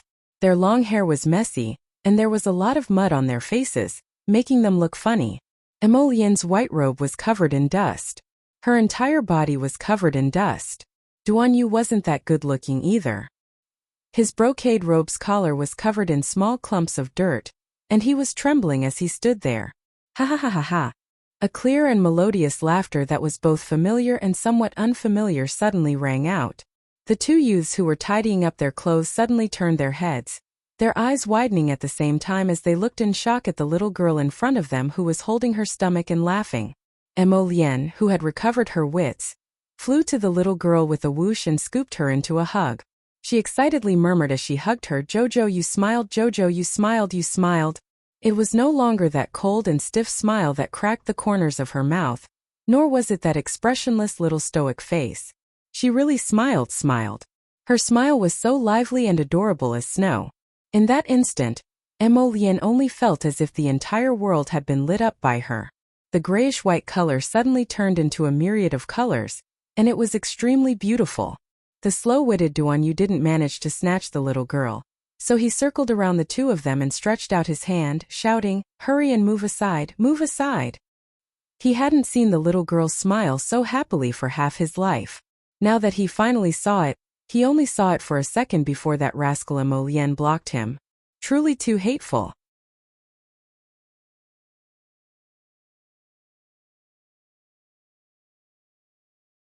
Chapter 449. Jojo. Mo Lian reached out to cup the little girl's small face, which still carried a trace of a smile. He lowered his head and nuzzled her smooth forehead, saying, "I hope that you will always be like this in the future, happy and happy."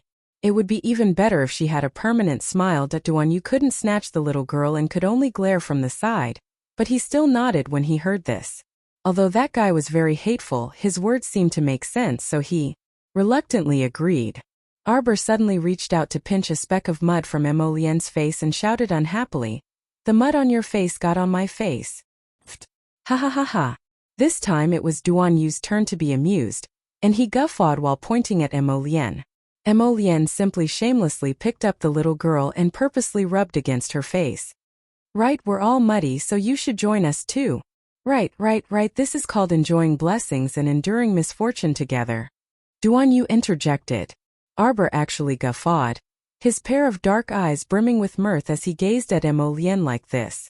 It was as if the haze in his heart had dispersed by quite a bit. "Jojo." Mo Lian caressed her small face, unable to contain the smile on her lips. "Thankfully we slipped away quickly. Otherwise, if we encountered old man Wuxia, we would have been nagged by him again." Duan Yu exclaimed as he patted the dust off his sleeves. Mo Lian turned around to glare at him. "You still have the cheek to say that. You even boasted that you were invincible, as if you could immediately open the concealed weapon box in your hands. Now we're all in such a sorry state.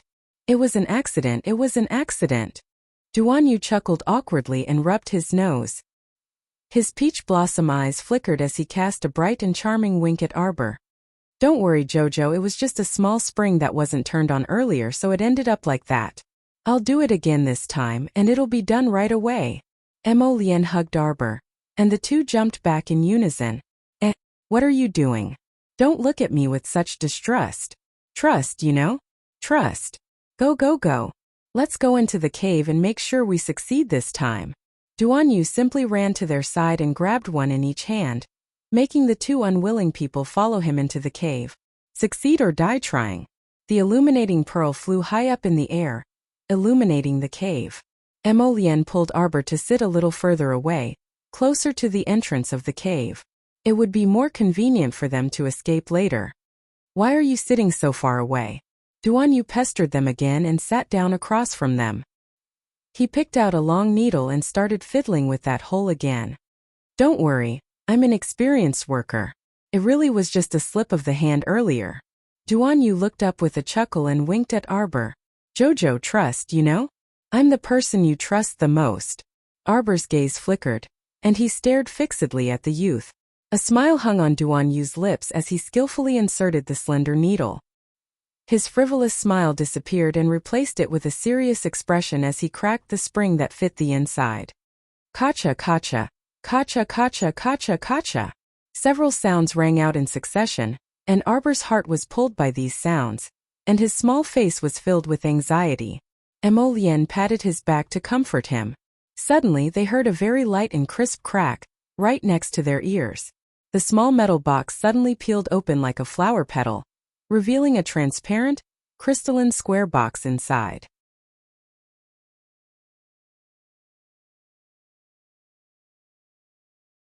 Chapter 450.